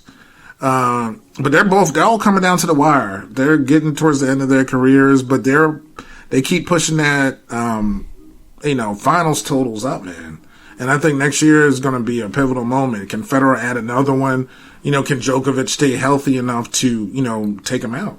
And where's Nadal going to end up being? Even though he's got like 98 French titles, it seems like. But yeah, I was watching the thing on Federer the other day, and it's just man, that's the only sport where you're out there on your own. It's just you. Yeah. And it's so hard. Just think about how consistent you have to be in a tournament by yourself to bow and be that player. Yeah, man. Serena and oh gosh, and that's what I was gonna say. Women's side. Every time I watch her now, it's heartbreaking. What do you mean? I don't know if she's ever gonna get there. She's gonna get there, dude. Yeah, I don't know. Yes, man, she's gotten there. She's gotten to the finals. Yeah, she can't win a final. She'll win. She's got another one now. Oh man, does Tiger? I don't know if Tiger does. He got that Masters last year. Yeah. So, and that was going to be my next question. Who was the golfer of the decade, man? Phil, because we found out he actually had a sense of humor, and we actually started liking him. I would say Phil. Man, I didn't know Phil was cool like that, dog. Yeah. I hated that dude for a long time. I was like, wait, he got jokes? Yeah, like I don't know that. Yeah, I don't know, dude. Koepka? I don't know. Yeah, to me, it's a mix between Koepka, Jordan Spieth, and Rory McIlroy. It's one of those three.